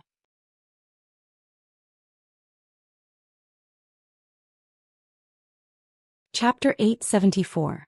However, before Bailey Shangxia could make a move, little Fatty Ching, who was standing at the side, had a devious idea. He thought that even if he couldn't defeat the foreign Bailey Shangxia, he couldn't possibly lose to that country bumpkin. Coincidentally, he still had some pent-up anger to vent. He wanted to vent his anger before his mother came to pick him up. Little Fatty Ching was a classic example of someone who bullied the weak but feared the strong. Without hesitation, he wiped the corners of his mouth and walked toward little Qingshan with a fierce look on his face. He looked like he wanted to snatch the cake. The children in Class 1 stared at the scene with wide eyes. They thought that Qingshan was definitely done for. Little Fatty Ching was the most brutal and unreasonable person. Once he bumped into her, she might even fall over, let alone the cake. However, no one expected that little Qingshan, who was eating the chocolate cake, would suddenly stand up. With a small fork in her hand, she gave a side kick. A loud bang was heard. The big meatball, little Fatty Ching, was sent flying more than a meter away by the wind from the kick. That kind of strength and ruthlessness made Bailey Shangxia, who was standing at the side, raise his eyebrows in surprise. However, he still had a cool look on his face. On the other hand, the surrounding children were all stunned. Qingshan, have you learned Taekwondo before? That kick was so cool. Is that how you kick? No, that's not how Qingshan kicked just now. Class 1 was completely lively. They crowded in the center and looked at little Qingshan with eyes full of admiration. If one were to describe the feeling, it would be as if they were treating little Qingshan as an amazing cartoon character such as Pleasant Goat.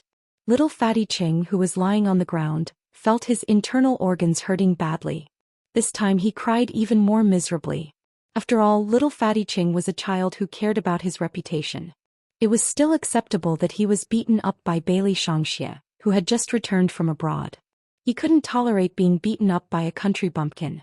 If others knew about this, how could he survive in the kindergarten? The more he thought about it, the louder little Fatty Ching cried. Almost everyone in the corridor could hear him. The form teacher was still explaining the situation to Madame Cheng. When they heard the commotion in the classroom, the two of them looked at each other and hurriedly ran in.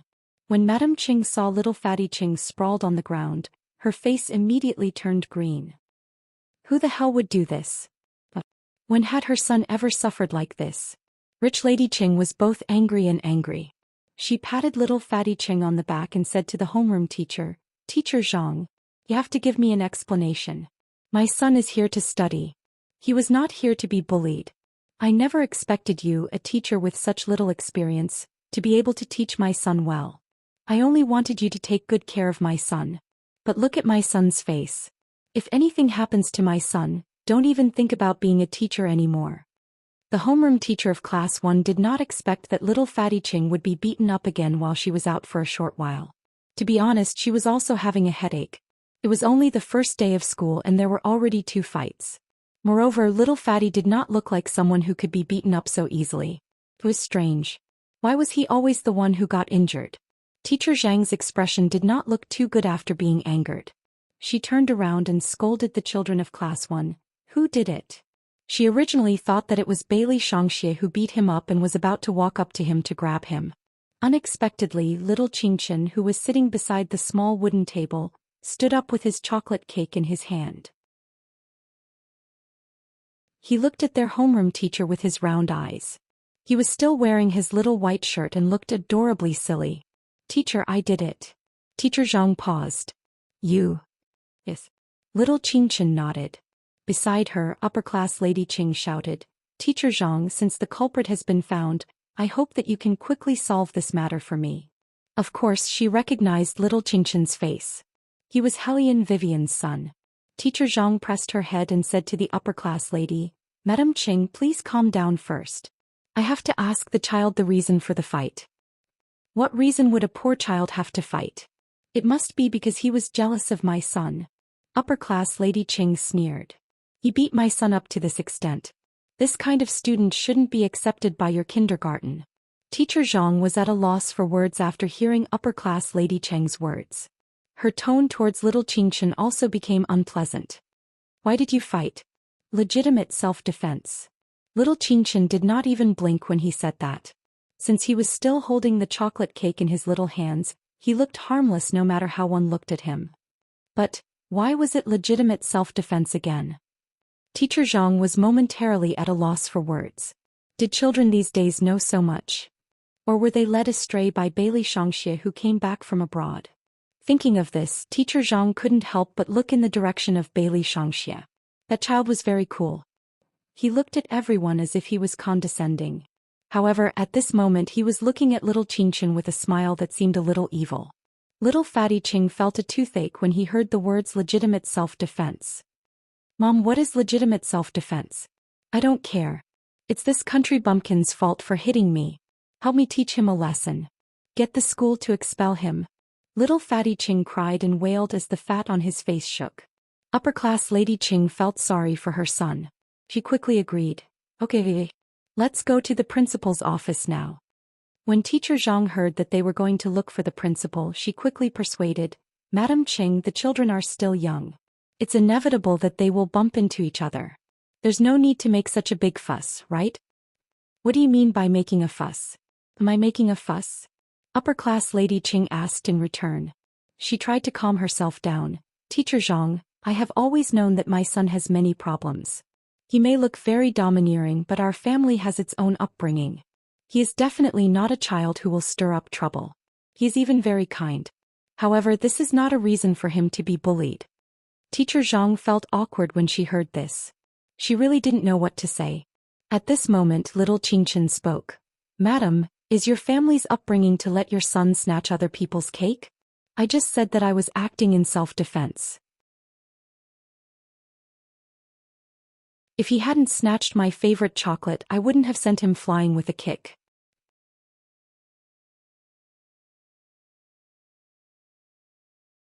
Chapter 875. Bailey Shangxie kept nodding as he listened. That's right, if it wasn't for my son wanting to snatch that piece of chocolate cake. Now that piece of cake would have been mine. Needless to say, our Debeo was also eyeing that piece of chocolate cake. Helian Qingchen did not understand either. Why was that non-human fellow nodding his head continuously when he was talking? He looked at the other party with a very strange expression. And because of Helian Qingchen's words, the atmosphere in the classroom had an obvious change. Madam Cheng's face in particular looked as if she had been punched hard. She had never thought that her son would be beaten up for this reason. Madam Qing understood her son's nature. In the past he had often snatched other children's things, but Madam Qing had never taken this matter to heart. They were just children, so what was wrong with snatching things? Anyway, their family had plenty of money. They could just give the other party some benefits. Besides, her son didn't have a bad heart. He was usually very willing to help others. Therefore Madame Ching had never suffered in this aspect. Now that it was pointed out by a child in such a childish voice, her face burned. Especially that sentence, "Madam, is your family's upbringing to allow your son to snatch other people's cakes?" made her feel ashamed. Faced with the gazes of the other children, Madame Ching smiled stiffly and said to the form teacher, "Look at this child, he's quite eloquent. He doesn't seem like a 3-year-old at all. No matter what, it's my son who is greedy and thinks that other people's cakes are good. In fact, he has eaten all kinds of cakes. He wants to be close to others, but he doesn't know how to express it. Since it's a misunderstanding, I won't pursue this matter. My son's face still needs to be smeared with ointment when we go back." The form teacher also knew Madame Cheng's identity and didn't want this matter to continue, so he smiled as well. But little Fatty Ching couldn't accept it. "Mom, I've already been beaten up to this extent. Why won't you pursue this matter? Bailey Shangxie was the one who beat me. I didn't snatch his things. He beat me until my teeth hurt." When Madame Ching heard this, she was angry. So it wasn't just one person who beat her son? "Teacher Zhang, how do you explain this matter?" The form teacher really couldn't handle it, so he simply said to Bailey Shangxie, "Shangxie, tell us the reason why you beat him up." Teacher Little Zhang felt that this child would definitely be able to say something like Helian Qingchen, so that Madame Ching would leave quickly. But it turned out that Teacher Zhang didn't understand Bailey Shangxie's personality. He was to say he didn't like to say, "There's no reason, I just didn't like him." Teacher Little Zhang. What happened to self-defense? You. Madame Ching had never seen such an arrogant child before. She was so angry that her hands were trembling. Her voice also became extremely sharp and ear-piercing. "Just you wait. Sunt. Let's go to the principal." Bailey Shangxie didn't care. He couldn't even be bothered to look at his wife's face. His eyes were fixed on the chocolate cake in Helian Qingchen's hands. That was his target. Little Qingchen was silent from the beginning to the end. But in her heart she was thinking of telling Beauty Weiwei when she got home today. The chocolate cake she made smelled so good that someone was peeking at it from the beginning to the end. Achoo! Helian Vivian, who was basking in the sun beside the BMW Tomahawk, sneezed without warning. Then she raised her eyebrows. Who was talking about her again? Under the sun, the man in a suit was standing beside her and talking to the American wearing sunglasses. His expression was serious throughout the whole process. The rest of the rough men changed their clothes one by one. "No, this looks too much like a gangster's." Little boss will be criticized by the children in school. "Oh, you can't bring a gun there. That's a controlled product. If it's found out, you still have to use your connections. You can just play with it and disassemble it yourself. Don't lead little boss astray. Also, what car are we driving?" When Big Boss sent Little Boss to school, she was riding a BMW Tomahawk. "We have to be better than her. We can't be inferior. It doesn't matter what car we drive. What's important is that you see if I'm kind enough now." If they were going to kindergarten, they had to dress up nicely. Otherwise, under normal circumstances with their looks, they would either scare the children or be treated as a bear by the children. No matter which one it was, it would make Little Boss lose face. They had to show off their absolute arrogance and win glory in front of Little Boss. Helian Vivian originally planned to sleep. After all, she was working at night now. During the day she was too lazy to lift her hands. However, when she saw the group of brothers chattering non-stop, she felt that it was quite interesting. The man in a suit who was in charge of the discussion finally finished. He finished the last sip of his coffee and pushed a small leather box in his hand over. In the box there were stacks of US dollars. The American took the box and left the car dealership after saying that it was a pleasure to work with them. The man in a suit turned his head and said to Helian Vivian, "Big Boss, we just received news that a powerful force is looking for us. They should have arrived in the capital by now. However, our network of connections is not bad. They won't be able to find us in a short time." "I have ears. I heard it." Helian Vivian casually threw the helmet in her left hand away. The corner of her mouth curled into an evil smile. "Contact Tang sect. First, investigate the other party's background." The man in a suit had the same idea. There was nothing in the world that Tang sect couldn't find out. Who asked them to have the world's most powerful hacker, young Master Tang? "Oh right, Qingchen said that today is his first day of school. He wants to learn to live independently. So after school he will come back by himself. He asked us not to pick him up. Hellion Vivian said as she lazily yawned. The few rough men who were still dressing up suddenly stopped what they were doing. They turned their heads in unison with a look of despair on their faces. Their beautiful dream of picking up little boss from school was shattered just like that. Oh no, it couldn't be any crueler. Boring. Why did I start dressing up in the morning? Jin, you're not the worst. The worst is that bear all day. He kept practicing how to smile in front of the mirror so that he wouldn't look like a bad guy. It's quite tough for him. The 198-meter tall rough man all day. It was really noisy. Suddenly, a gentle voice sounded in the air. I want to ask if we can catch ghosts here.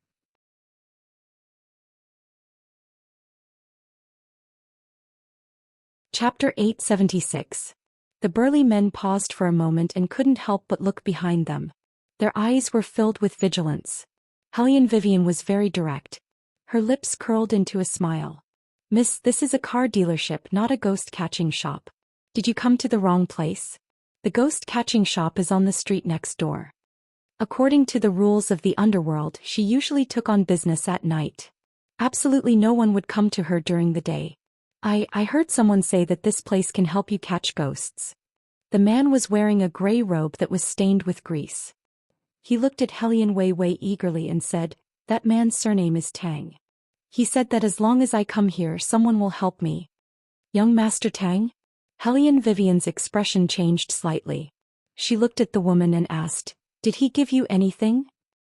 Something? The woman seemed to remember something. He said, when I get there I'll give you the phone. The woman took out the phone that was not worth much from her pocket. As soon as Hellion Wei took it, the originally dim screen changed. A silver fox mask suddenly rose up and gradually transformed into a string of words. Not too many, not too few, only 7 words. This case is yours. The burly men were already used to young Master Tang's ability to hack into any electronic system. The woman who came to Hellion Vivian didn't expect her phone to have such a function. She covered her mouth and widened her eyes. What is that? Mission card. Hellion Wei chuckled softly and returned the card in her palm to her.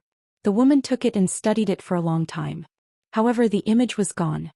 But where did it go? Hellion Vivian didn't answer her. Tang Sek's secret orders were directly issued by young Master Tang. Every time the method was unexpected. The more it was like this, the more protective it was of them. Tell me, what did you encounter? Hellion Wei casually crossed her long legs to the side. Her smiling appearance could easily make people let down their guard. The woman's eyes immediately overflowed with tears. Her crying voice was somewhat desperate. My son is missing. I can't find him no matter how hard I try. Did you call the police? Hellion Vivian asked in a low voice. The woman clenched her fists. Less than 24 hours. The police said they won't accept it. That is indeed the case. This was also the reason why more and more children had gone missing in recent years. To be honest, 24 hours was too late. However, how can you be sure that your son's disappearance is related to ghosts? This was what Hellion Vivian really wanted to ask. The woman looked around and said, it's not just my son.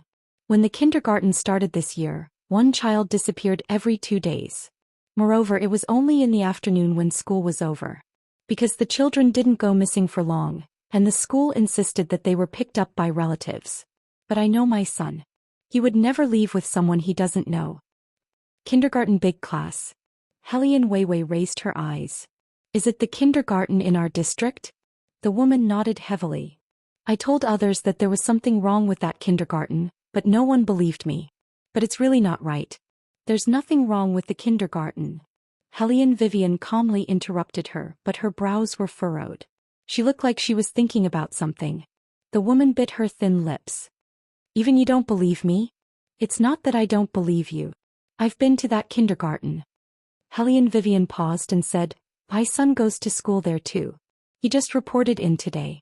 There's nothing wrong with the kindergarten. The most important thing is who took your son away. But with these conditions we can't be sure that it's related to ghosts. The woman heard Hellion Vivian's words and hesitated. She wanted to say something but stopped. Hellion Vivian smiled and continued, If you don't tell me everything you know, it will only drag on. The possibility of saving your son will become very small. Actually, the woman couldn't stop crying as she spoke. More than a month ago, something was wrong with my son. I think you can see it too. Our family's conditions aren't good. His father is an ordinary construction worker. I set up a ramen stall myself. In the afternoon there were many people eating noodles, so I often went to pick him up very late.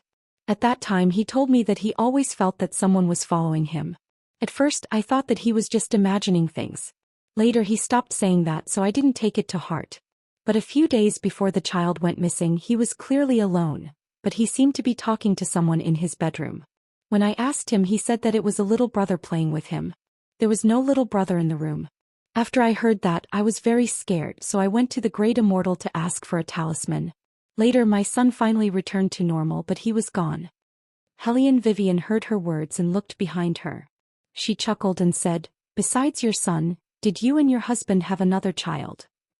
The woman suddenly froze. How did you know?" "I calculated." Hellion Vivian looked at the little shadow behind her. "He died in a car accident, right?" When the woman heard this, she almost burst into tears. She could only nod.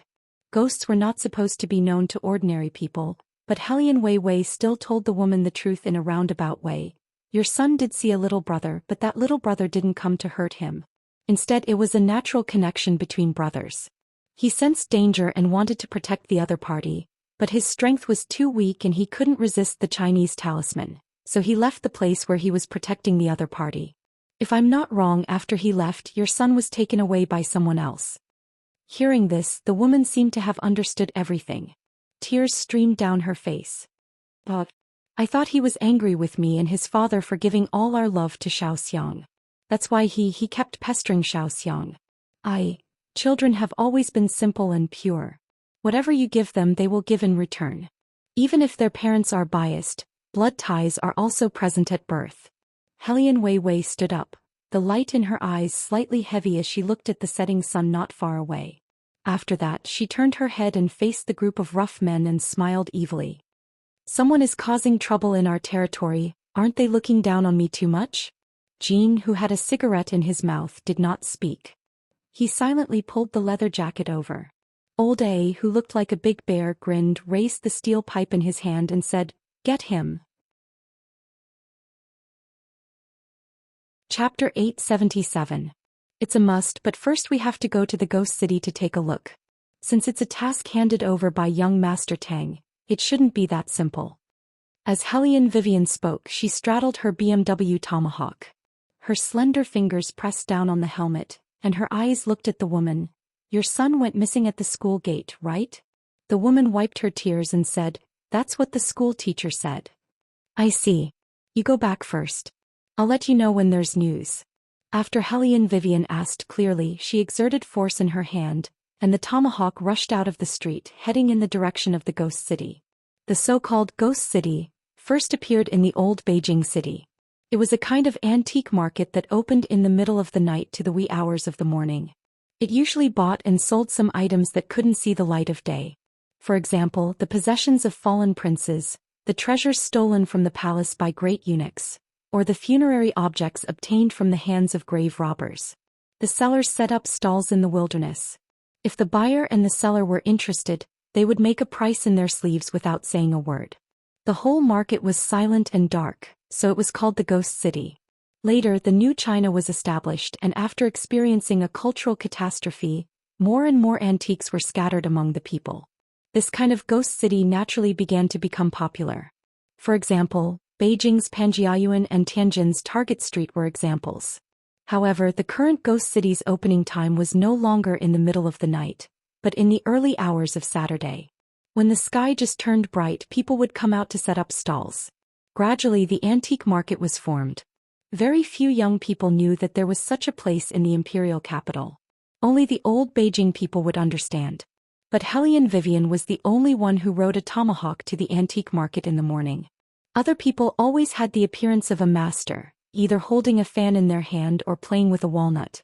It was now afternoon, approaching dusk, and it was Monday.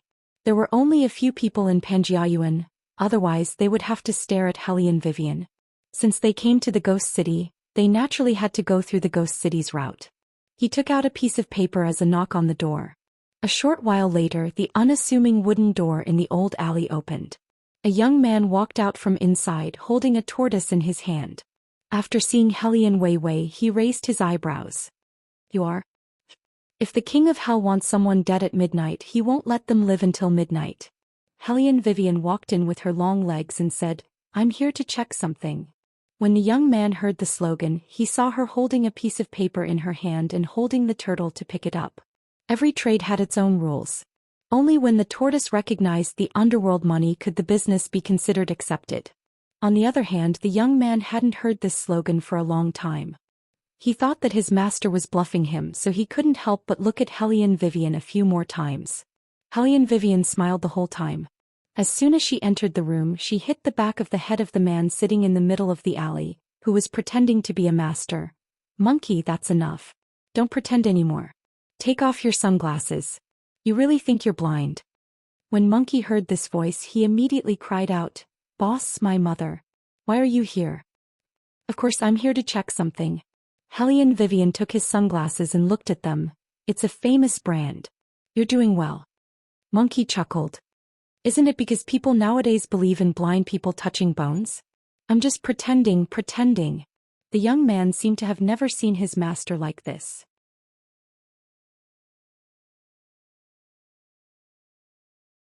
He was completely dumbfounded and stared blankly. Monkey reminded him, Hey, what are you doing? Go and get a drink. Open your master's bottle of Lafite. Boss loves to drink red wine the most. Alright, I'm not drinking today. Hellion Vivian put down his sunglasses. Chinchin is going to school, you know that, right? Monkey's face was solemn. I have to know about little boss. Boss, let me tell you, old A and the rest can stop being so insidious. I said that I was going to send little boss to school, but they refused. They even said that if I were to go, the children in school would definitely think that little boss is a cheat. How do I look like a cheat? You don't look like one, you are clearly one, Hellion Vivian said with a smile. Monkey was instantly speechless. After a while he said, Even if I'm a cheat, I'm a high-level cheat. I remember you saying that you are very familiar with the principal of Chinchin's kindergarten. Hellion Vivian's thin lips curled up. When Monkey heard this, his eyes lit up. Boss. Could it be that little boss had encountered some difficulties in school? I'll get someone to settle it now. In 2 words, deal with him. Hellion Vivian. Her group of brothers, really? Even the way they speak is the same. Seeing that Hellion Vivian didn't object, Monkey still muttered, What did I say? I said that it's best if I send little boss to school. When their principal sees me, it's as if he's worshipping Guanyin Bodhisattva. Little boss won't be at a disadvantage there, right? Not letting you go is Chinchin's idea. Hellion Vivian raised an eyebrow. If you insist on doing it, I won't stop you. Monkey was completely silent this time. Little boss's idea, then forget it, I'll just stay here obediently. He couldn't let little boss hate him, he had to show more face in front of little boss and win his favor. Good boy. Hellion Vivian held back her laughter and patted the other party's head. Since you're familiar, then it's easy. Their kindergarten hasn't been very peaceful recently. Help me hack into their system. I want to see the surveillance camera at the school gate.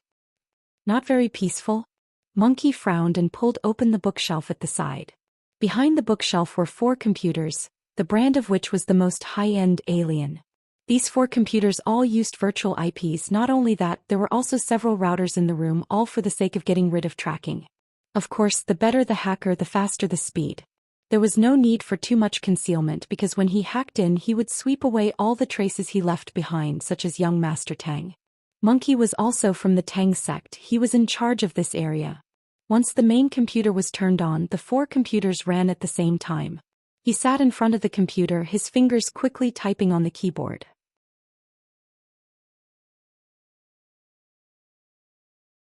For some unknown reason, the computer screen suddenly turned black. Various English codes kept appearing on it, finally stopping on a teacher's office page. Found it. Monkey stared at the screen. This should be very fast. Use the chat software to hack in, then enter the school network, finally confirm.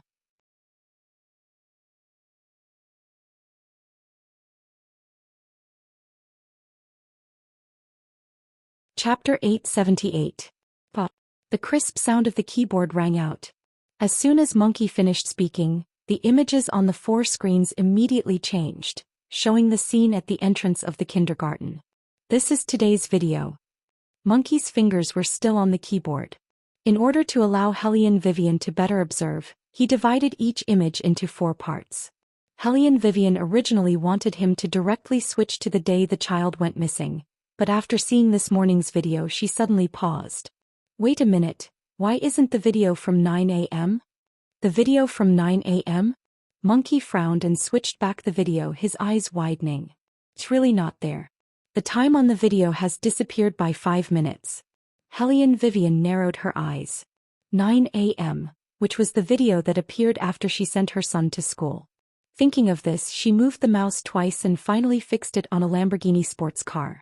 Her eyes were filled with coldness. The video disappeared after this carriage appeared. Later, check the owner of this car. Okay.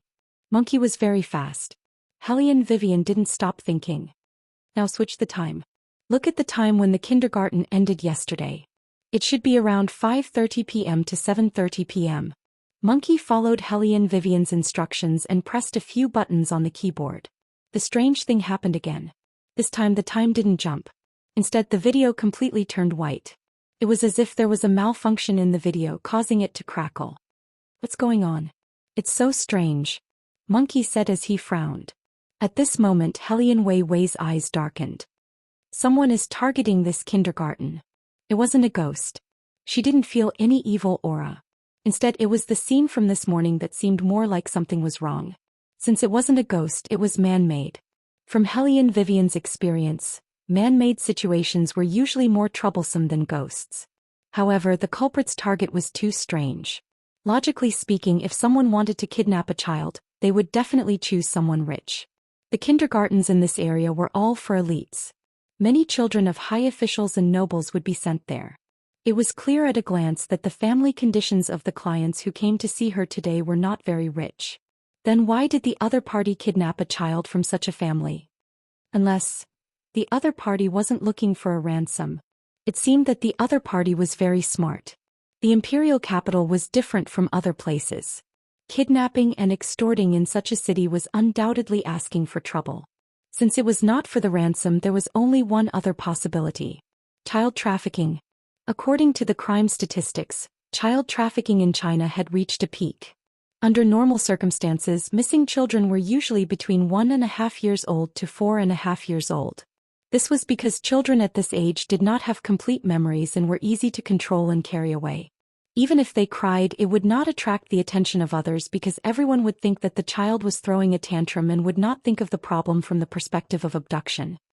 Monkey continued to attack the opponent's network. Check the school's documents and see if these missing children are between the ages of 1.5 to 4.5 years old. Hellion Wei quickly cut to the chase. Monkey was not idle. His fingers quickly scrolled down. That's right. The oldest is only 4 years old. Most of them are 3 years old. As expected. This was an organized and premeditated abduction. It was very unusual. Hellion Vivian was so sure because of the other party's speed of abduction and the use of high-tech hacking to erase evidence of the crime. Moreover, they were very clear about the time when the police were dispatched.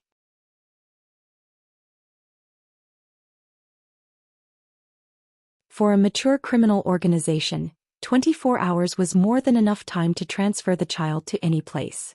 After all, children at this age did not need an identity card to enter the high-speed rail. The imperial capital was a place where transportation were located. It was too easy to transfer them. Hellion Wei quickly realized how tricky this case was. Since it was handed to her by young Master Tang, the same situation must have happened to other kindergartens as well. The Tang sect was loyal to the Huaxiao Empire. Every generation of people had to join the army. In many cases, the Tang sect would secretly solve problems that people did not realize. This time it should be the same. With this thought in mind, Hellion Vivian asked Monkey to hack into the other kindergartens. Sure enough, the same situation happened in all the kindergartens in the district. However, because the matter had not spread, people did not realize the connection between the two. The other party's targets were children from poor families. It was inevitable that there would be times when such children would not be seen by their parents. For example, when they were late to pick them up, even if there was an abduction, it would not be dealt with immediately. This was because the other party did not have the ability to override other forces. But where were they going to sell so many children at once?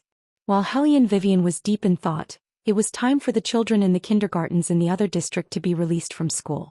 Bailey Shangxie was still thinking about how to beat little Qingshan into submission and take her as his follower. So as soon as school was out, he followed behind little Qingshan coolly. Little Qingshan was still holding half of the chocolate cake in his hand.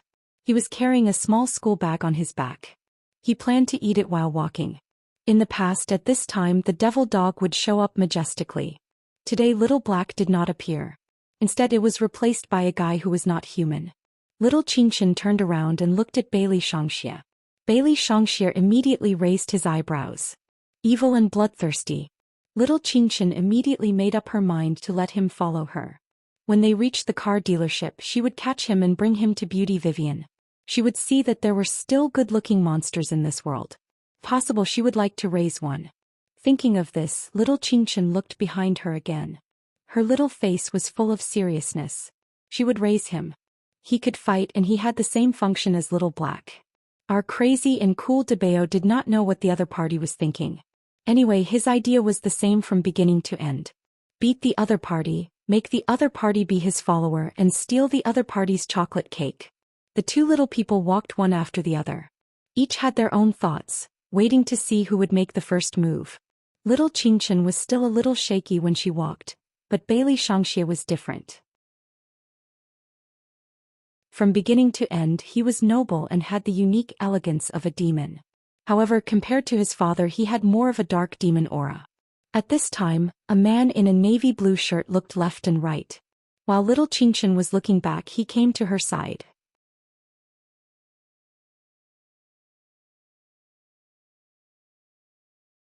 Chapter 879. He didn't know how fast and vigilant little Qingshan was. He also didn't know that little Qingshan had noticed him as soon as he left the school gate. However, little Qingshan didn't take him seriously.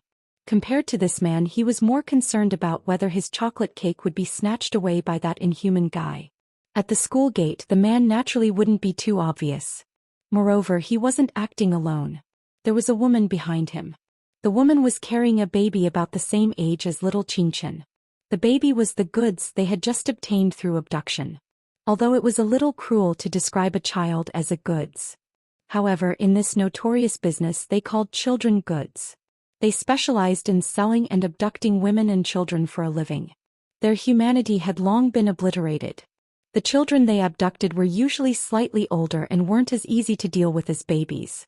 Some of the sensible and smart goods would be dealt with directly. They would even be made into disabled children who could easily arouse the kindness of others. They would specialize in professional begging and never see the light of day again. Their modus operandi was also quite mature. Under normal circumstances, they would first let the goods be in a relatively quiet state. For example, the baby in their arms now. The road was bustling with people and cars, but even such a movement didn't wake him up. The baby was nestled in the woman's arms with his head tilted. He seemed to be in a deep sleep, but his closed eyes were red and swollen. The man bent down and smiled at little Qingshan. He looked very harmless. "Little friend, is there a pharmacy nearby? My child is sick. I want to sell some cold medicine."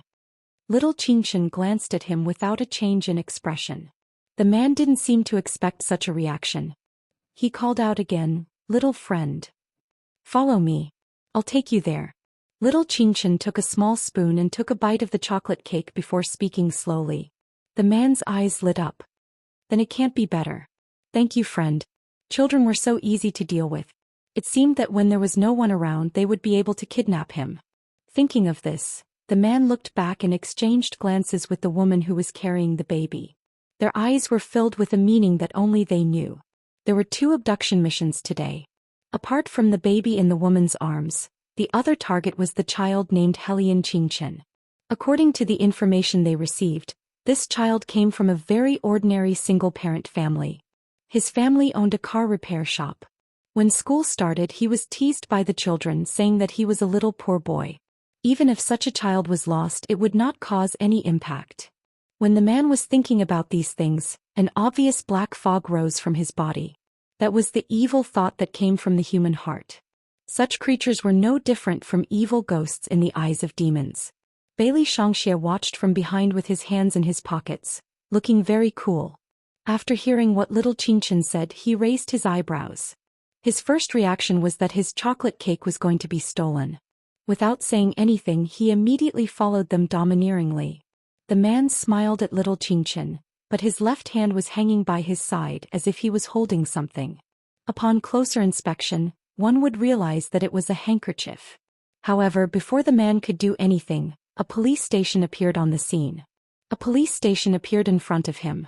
There was a policeman standing there holding an electric baton in his hand. The man was not stupid. On the contrary, he was very smart and his reaction was very quick. After seeing the police officer, he immediately realized something and quickly threw the handkerchief away. He looked at little Qinchin with vigilance. This child was doing it on purpose. He had abducted so many children, but he had never encountered such a child who actually wanted to bite him back. At this moment, little Qinchin had already walked to the police officer's side. Her round eyes were like black gems as she pointed at the man. There's something wrong with him. The police officer frowned and looked up at the man. The man was a bold and meticulous veteran. He was very calm and did not panic in the face of an unexpected situation. Instead, he anxiously asked the police officer, "Hello, my child has caught a cold. Where's the emergency pharmacy?" The police officer saw that he did not seem to be pretending.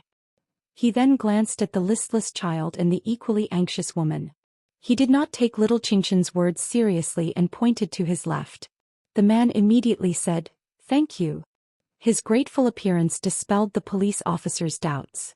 Little Qinchin narrowed her eyes and said in a heavy voice, "I said there's something wrong with that man. Little kid, uncle is very busy. Did you get lost? The school is over there. Be good and wait for your parents to come." The police officer's attitude was very good and he was very concerned about little Qinchin. However, it was impossible for him to trust the judgment of a 3-year-old child. Moreover, a car happened to stop at this moment.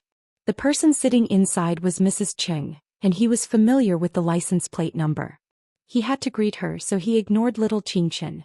Seeing this, little Qinchin did not say anything. Instead, she carried her little cake and walked in the direction the man had left. As for Bailey Shangxie, of course he followed the chocolate cake wherever it went. Seeing that there were fewer and fewer people, little Qinchin also stopped moving. At this moment, 2 groups of fake couples appeared behind him. The 4 people looked at him together and one of them was the man who had asked for directions just now. He reached out and knocked away the chocolate cake in little Qinchin's hand. Then he held a handkerchief in his hand and covered little Qinchin's mouth.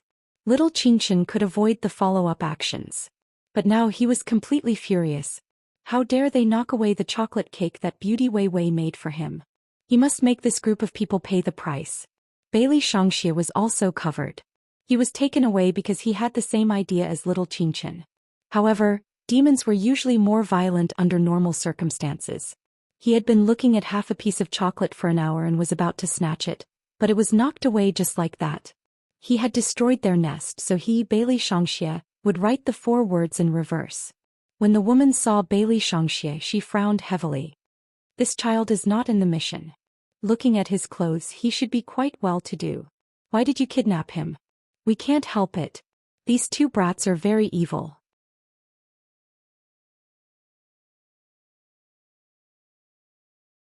They followed us all the way and even led us to the police.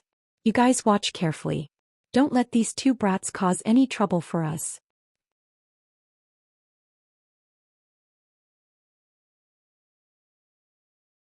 Chapter 880. As the man spoke, he stuffed Bailey Shangxie and Helian Qinchin into the van. Then he followed them into the van, rolled down the window, locked the door and drove towards the train station. Along the way, the roads were all bright. The more it was like this, the less likely it was to arouse suspicion. There were thousands of cars running on the roads in the capital every day. As long as it was not a special occasion, they would not open the car door for inspection. Moreover, the van looked very ordinary on the surface. which was very suitable for an outsider entering the capital. The advantage of such a van was that nothing could be seen from the outside, but it was very clear from the inside. Someone else was driving. As he turned the wheel of the car, he handed over more than a dozen train tickets to the two groups of fake couples. He spoke with an accent. "Get ready. As usual, all of you will sit together." As he spoke, he glanced into the rearview mirror and immediately frowned. He slammed on the brakes and said, "Why is there another child? I won't be at ease if I don't catch him." This child saw our action. If the police ask later, it's very likely that he will become a source of trouble. Anyway, it doesn't matter if we catch one or two. The child of the family selling sesame seed cakes is easier to control. It doesn't matter if we send him away later. Let's sell these two goods first. As the man spoke, he covered Bailey Shangxia's nose with his handkerchief again. When the driver saw this, he knew that there was no turning back, so he simply gave them two sets of shabby clothes. Change the leather jackets and white shirts that the two brats are wearing. They're too eye-catching. Not only were the clothes eye-catching, but the two children were also very handsome. They did not look like the children of ordinary families. The traffickers moved quickly. In a few seconds they changed Bailey Shangxia and little Qingqin's clothes. However, they still kept their pants. After all, it would not affect anything. Once everything was done, the man placed the two little ones in a seat with their heads against each other. This was a common trick used by high-level traffickers. Sometimes, if conditions permitted, it was easier to abduct two children than to abduct one, because the illusion of warmth would allow them to pass unimpeded in the event of an inspection. When these two brats closed their eyes, they really looked like a pair of brothers. After entering the van, the woman clearly relaxed. She munched on sunflower seeds and looked behind her as she spoke. The man yawned and didn't care at all. Children don't all look the same, but these two are really too good-looking. Remember to cover their faces with collars when we get to the train station later. Let's take a nap now. When we get on the train, we have to brace ourselves to deal with it. The woman knew that what the man said made sense, so she closed her eyes as well. Other than the driver, the rest of the people wanted to take some time to rest. No one noticed that the fingers of the two little fellows beside each other moved. They were clearly awake and had not been drugged. This was especially true for Bailey Shangxia. Not only did the drug not make him fall asleep, but it also made his eyes turn even redder. Of course, little Qingqin noticed the unusual aura on this non-human. She clenched her little hand and grabbed his wrist, meaning that he shouldn't ruin her plan. It was the first time that Bailey Shangxia was grabbed by someone. He opened his eyes and glanced at little Qingqin. He looked very cool. In fact, it was very easy to deal with this group of people. They were just a few stupid humans. At most, he would eat their souls in one bite. However, Bailey Shangxia had never taken a train before. He didn't mind taking a trip to experience the human experience. What's more, he said that he would destroy the other party's nest. Thinking of this, Bailey Shangxia closed his eyes again. He probably felt that this position was good. He, who had never had any communication with his peers, lazily leaned against little Qingqin and fell asleep. This was basically the time when the children would be sleepy. Especially little Qingqin, who had sat in the classroom for the entire day, was also sleepy now. He emptied his thumb, put it in his mouth and fell asleep while biting it. It was said that blood was connected. This principle was not false at all. Even Bailey Shangxia and Helian Qingqin didn't know that when they leaned their heads against each other, their sleeping posture was the same. The night outside the window gradually darkened. It was 7:15 p.m. This was the time when the railway station had the largest flow of people. According to statistics, there were more than 300,000 people who would transfer at this station in Beijing West every day. Among them, there were countless intellectuals, people from all walks of life and countless migrant workers. The railway station was bustling with activity. There was not a moment of silence. Everyone was checking their tickets and entering the station. Dusty bags were squeezing around. Some people were carrying rolled quilts. This was not like the south of Beijing where the high-speed rail was used. It was relatively more difficult to control. The security personnel mainly looked at whether the ID card and the ticket could be matched. As long as they met the standards and did not carry any dangerous goods, they would be allowed to pass. It was simply a fantasy to ask them to spare time to check whether the children were unconscious. After all, their work was very tiring. It was already very difficult to sit there and continuously check and check. That was what the human traffickers valued, which was why they chose to board the train here. The train left at 7:30 p.m. This was also the time when the parents would discover that their children were really missing. But so what? They had already brought their children on the train. It had to be said that their plan was perfect. The only mistake was that they abducted the wrong people. The sound of the train rang. Beijing's sky was completely dark. Outside the car dealership not far from Panjiayuan, 5 rough men stood in a row. It's already 7:30 p.m. Why isn't little boss back yet? The New Orleans chicken wings I roasted for little boss are cold. Could it be that little boss is lost? How is that possible? Have you forgotten? Little boss always has a photographic memory. Only an idiot like you would get lost. Don't be noisy. S is driving to school. He should be back soon. The one who was relatively calm was L, who was holding a dismantled iron pipe. But before S came back, Helene Vivian's BMW Tomahawk appeared. The lines were smooth and beautiful. She braked handsomely. Then she took off her helmet and raised her eyebrows. What are you all standing here for?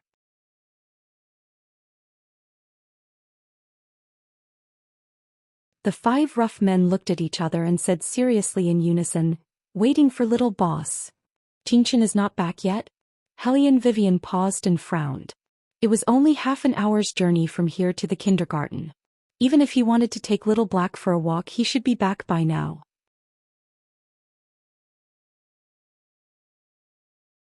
Chapter 881. Just as Helene Weiwei was thinking about this, the sound of another car braking could be heard. It was the modified Hummer driven out by Suitman S. His expression did not look good, it could even be said to be ugly. This was a strong contrast to his usual gentleness when he was flirting. Even when facing the most powerful enemy, he had never shown such an expression. With a bang, the car door was slammed shut. S didn't even have the time to greet Helene Vivian. He clenched his fists and threw out a bomb. Little boss is missing. These 6 simple words instantly changed the relaxed atmosphere in the surroundings. S, what did you say? Old A, who didn't smile, was like those outlaws that were often seen in movies. At this moment, the scar on his face had an obvious chill. S rubbed his face. I went to the kindergarten. The kindergarten teacher didn't know how little boss disappeared. At that time she was dealing with a fight in class. She said that little boss beat someone up. She wanted little boss and another child to wait in the classroom. She didn't expect little boss and that child to disappear just as she finished chatting with the parents. The security guard also confirmed that little boss had indeed left the school and even talked to a man who looked like a relative. He should have been picked up by the relative. This is fucking bullshit. Other than us, little boss doesn't have any relatives. This is simply... It's not missing. Helene Vivian, who hadn't gotten out of the car, interrupted S. Her eyes turned completely cold. It's abduction. Abduction? It wasn't just the 5 burly men. Even the young L jumped up and threw the steel pipe in his hand. They were already unhappy that the other party was doing business with children in their territory. Now they even dared to touch little boss. Were they looking for death? L was the most direct. Without a word, he took out all his equipment from the garage and said coldly, "Let's go." The calmest person in the group was probably Helene Vivian, his mother. She looked at the few brothers in front of her who looked like they were about to kill someone. She wasn't very agitated because she knew that there weren't many people in the world who could hurt Qingshan. However, to dare to kidnap her son, the other party was indeed tired of living. It was one thing for Helene Vivian not to worry, but it was another thing for her son to be touched. Old A, call Monkey and tell him to come to the garage immediately. As Helene Vivian spoke, she dismounted from her battle axe and tossed her helmet aside. Her waist-length chestnut-colored hair fluttered in the wind, and she exuded the aura of a queen. She was beautiful and fierce. Send out a notice. Tell all the organizations that the ghosts have returned. Hearing the last sentence, the 6 men were all shocked. Their eyes were filled with a light that they hadn't seen in a long time. Suitman S's cell phone held almost all the secret and blocked contact information. A small email was sent out. The world's top firearms organization, Spectre, had reappeared. The Southeast Asian side did not know what had happened and immediately contacted the other side. They were afraid that they had offended the mercenary queen. Of course, there were also those who were not afraid of death. After all, 3 years was a very long time. Even if the ghosts were resurrected, they might not be as glorious as before. They did not forget that the reason why the ghosts went into hibernation was because their boss was severely injured. Even now, no one knew whether he was alive or dead. However, more than 90% of the people were still very afraid of them. This was especially so for the big boss of the Ayaman sect, which was located closest to Huaxia and was famous for its gambling. He was so shocked that he immediately gave us a call. His lips trembled as he held a cigar in his mouth. I am. Suit Man had now resumed his attitude towards outsiders and was very professional. The big boss immediately stated, I only deal in casinos now. What he meant was, don't mess with me. I don't touch firearms and I didn't offend you. Hellion Vivian saw the call and raised her eyebrows. Who is it?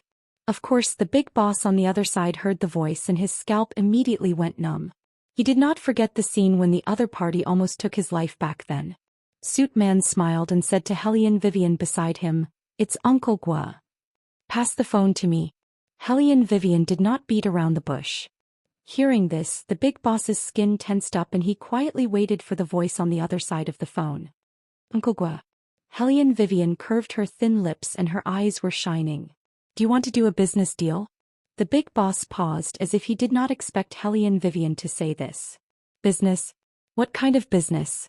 I'm currently investigating a child trafficking case. It should be an international case, exported from the mainland to the outside world. As for where the child is sold to, I'm not sure yet. You can tell all the organizations now that I want to completely eliminate this trafficking gang. Those who are willing to cooperate with me will naturally be rewarded. Hellion Vivian had always been like this. Using all the resources available was her style. Different from the ancient times, this was the modern era, her territory.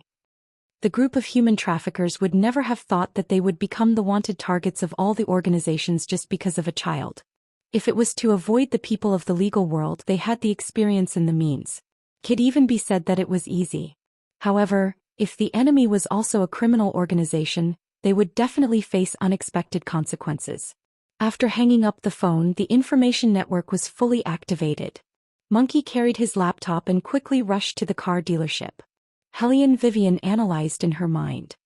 After a skilled human trafficker abducts a child, they will quickly take the train and leave the original city.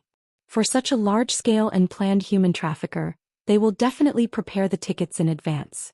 There will be people in charge of receiving the child and people in charge of the abduction. They will not go to the south of Beijing. The security in the south of Beijing is too tight and there are too few cars in the north of Beijing. Monkey, check the ordinary trains that leave between 6:30 p.m. and 8 p.m. in the west of Beijing. Yes. The speed of the invasion this time was relatively slower. After all, this was not the school network but the train system. However, this was not a problem for Monkey. The laptop was connected to the big screen, and countless sports cars started faintly in the garage. They were waiting for the answer before setting off together. The image would be transmitted in the form of a video to the navigation system of every sports car. This meant that now, except for Hellion Vivian, everyone could see the results of the investigation. Monkey's eyes were fixed on the characters on the computer screen. His fingertips moved quickly as if he was avoiding some kind of tracking. Boss, I got it. However, we only have 15 minutes. Once the 15 minutes are up, I have to erase the traces of the access.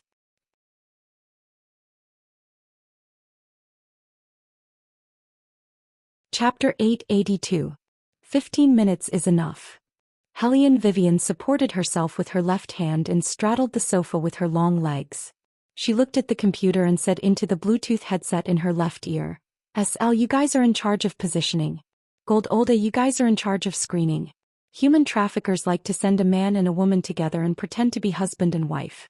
Some of them even have special means to deal with it. Pay more attention to the couples who don't have a package but are dressed like a country bumpkin. Yes.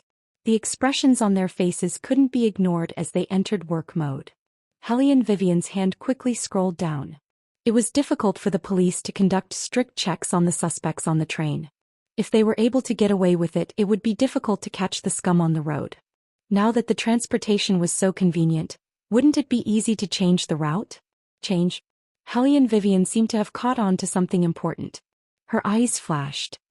Monkey, use another computer to check who changed trains more than 3 times in the past 2 days. Roger. The crisp sound of tapping on the keyboard echoed in the empty garage. In just 15 minutes there were too many scenes to count. Even if certain conditions were eliminated, it would be like looking for a needle in a haystack to find someone. Most importantly, based on the traces of the kindergarten's camera being erased, there should be a veteran among the suspects who would notice the surveillance. Helene Vivian frowned and held the laser pointer to freeze the images one by one on the screen. In the end, she found 19 couples that met the criteria. Boss, time is almost up. Monkey was constantly paying attention to the attacks on the screen and was ready to retreat as soon as the time was up. Helene Vivian circled the last image with the laser pointer and said resolutely, "Retreat." Another series of typing sounds rang out.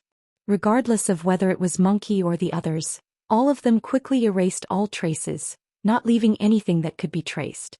On this day no one knew what had happened. The train system announced to the public that it was under maintenance and that the network was suspended. By the time they discovered the problem, the other party had already retreated. On the other hand, the netizens who bought tickets frowned. They felt that the train system had been hacked. This system generally had its own rules. It would only be repaired after 11 p.m. It was not even 8 p.m. yet, which was the time when people urgently booked tickets. Why would the system be repaired? Soon, a technical analysis post appeared on Jihu. The analysis post was anonymous, but one could not tell that the person was very knowledgeable about computers. According to his analysis, the train network system was definitely hacked by a high-level organization. According to him, no one was aware of it, and even the management of the train network system still didn't know why the other party had hacked into the system. He had also tried to track them down, but the IP addresses were from several different internet cafes. This was something that only the best of the best could do. After the technical analysis was posted, an announcement was made on the train network system. It said that the scalpers had tried to engage in illegal activities, but they had been found out and stopped. Once the announcement was made, the technical analysis post was also banned. Some people who didn't understand really believed it, but the smart hackers smelled the hidden message. Someone was definitely doing something. Monkey, how is it? Did any of the 19 couples change stations midway? Helene Vivian asked this because human traffickers would not choose to travel on long-distance trains. This was because it was very likely that they would face sudden interrogations and even children would wake up. Generally speaking, the more skilled a human trafficker was, the more likely they were to change stations midway. This was to make it easier to control the goods. As long as the goods were under control, everything would be fine. There are 5 couples. Monkey pressed the space bar and the identities and train numbers of those people were immediately displayed. Helene Vivian looked at the pictures and the corners of her mouth curled up sinisterly. She put on the Bluetooth earpiece and said, "You've received the pictures, right? Remember their information and train numbers. Now we'll start to locate them and chase after them separately." As soon as she finished speaking, the garage of the shabby car shop opened completely. 6 limited edition sports cars rushed out almost at the same time. Each of them had beautiful performance curves. This made the beauties who came to repair the cars open their mouths wide. They watched the 6 sports cars set off together. Such a cool scene made them want to scream. Most importantly, they always came here to get their cars repaired, so they were very clear about the situation of this car repair shop. It was just a group of ordinary people and there were even prisoners working there. Although the economic situation was not bad, they were not that rich. Furthermore, the exterior was old and shabby. How could there be so many luxury cars hidden? Helene Vivian ignored the reaction outside and reached out to take her helmet.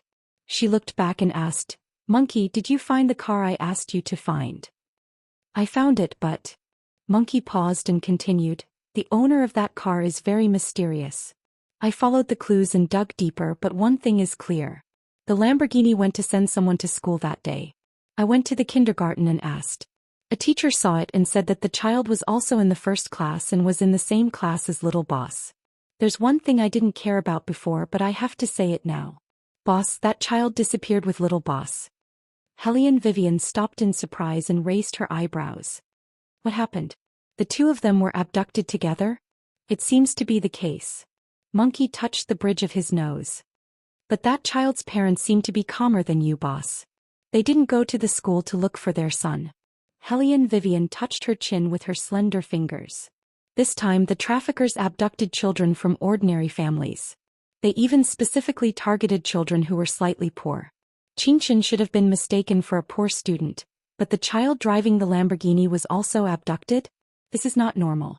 The traffickers probably had no choice but to take him away. Wait a minute. Monkey angrily interrupted Hellion Vivian. Boss, are you saying that little boss was abducted because the traffickers thought that little boss was poor? Little boss was poor? Damn it. He was going to donate a teaching building to the kindergarten in little boss's name.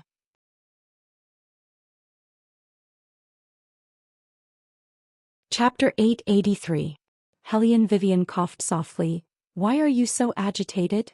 I can't tolerate the fact that little boss is poor. Monkey stood up with a bang. Hellion Vivian comforted him. All right, let's talk about it after we find him. Soon those people will know that kidnapping Qinchin is the biggest mistake they have made in their lives. We must destroy them. Monkey was still angry. Hellion Vivian thought for a while.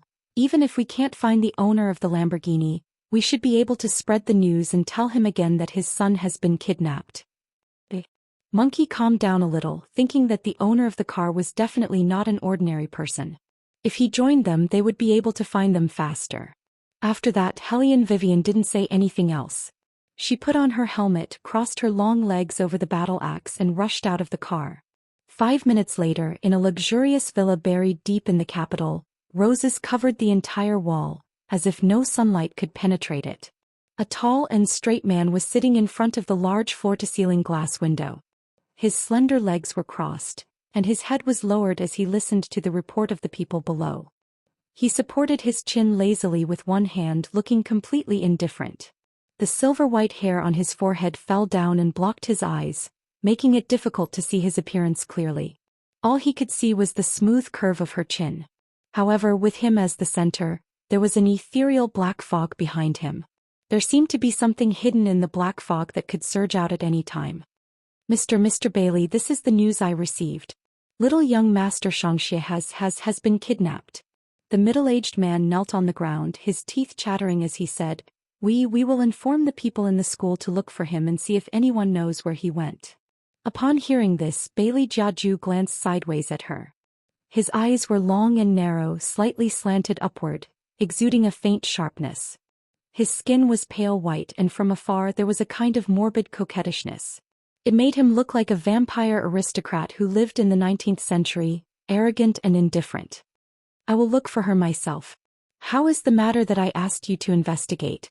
The expression of the man who was swept by him changed. An unconcealable fear leaked out from his swaying pupils. He stuttered as he replied, What Mr. Bailey is looking for I'm still investigating. However, in China it can't be compared to in the West. Some methods can't be used. I still need a bit of time to determine whether or not that Miss Hellion is in the capital. 3 days. Baligaju looked at him coldly. Director Zhang, I will only give you 3 days. 3 days. Director Zhang wiped his cold sweat. Isn't this a little too rushed? Baligaju laughed, his voice. You think it's too short? This is the longest time I will give you to live. As soon as his voice fell, the black fog behind him surged for a while. It seemed like there were countless demons hiding in it, and each of their eyes were as red as blood. Director Zhang immediately felt his throat choked, and he didn't have the courage to refute.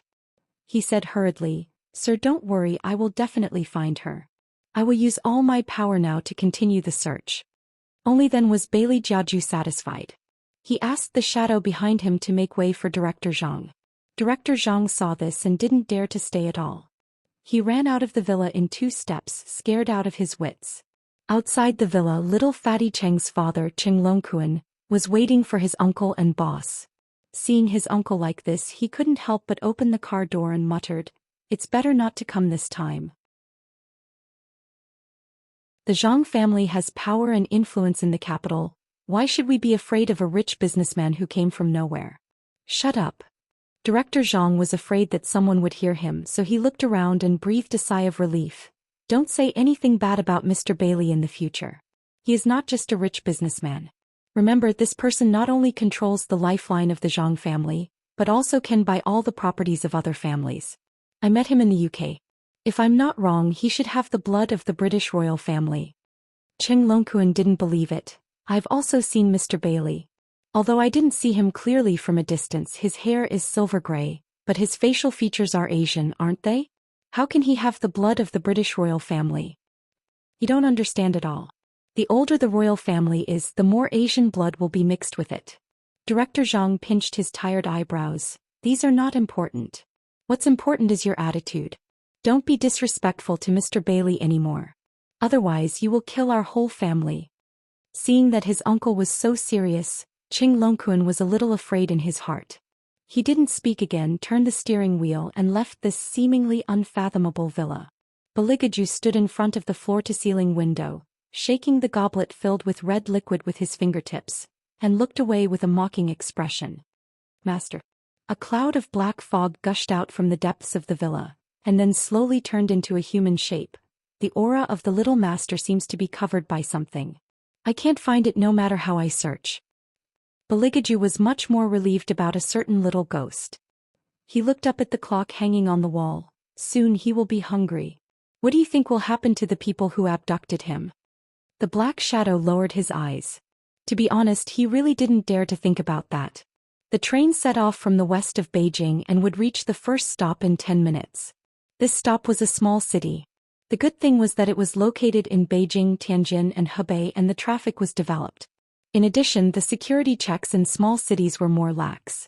Therefore, the human traffickers had already discussed that they would get off at this stop and then act separately. There were always many people on ordinary trains. Sometimes, there would even be luggage piled up in the passage and some people would play poker on the train. At this time, basically no one would be sleeping. The human traffickers still let the two little people sit in the same seat, the innermost seat. Behind them was a female university student. The female university student seemed to like children very much. In addition, Bailey Shangxie and Helian Qingchen's appearance was too eye-catching, and people couldn't help but look back when they saw them. However, there was one thing that made her feel very regretful. The two little people fell asleep as soon as they got on the train, and until now they hadn't woken up. She wanted to tease them with delicious food, but she couldn't do it. At this time, the human traffickers were also hungry. Only one person was left to watch over them. The others went to the toilet and prepared to get off the train. Originally, everything was going smoothly, including when they got off the train and checked in. However, it was different outside the station. This difference was all because Bailey Shangxie had woken up. You're tuning in to the Dreamy Chapters YouTube channel. We're so grateful for your support, and don't forget to subscribe to join us on this incredible journey through captivating stories. Your generosity through donations truly makes a world of difference, as it's the primary source of revenue that allows me to expand and enhance this channel for you. Thank you from the bottom of my heart for being a part of this adventure.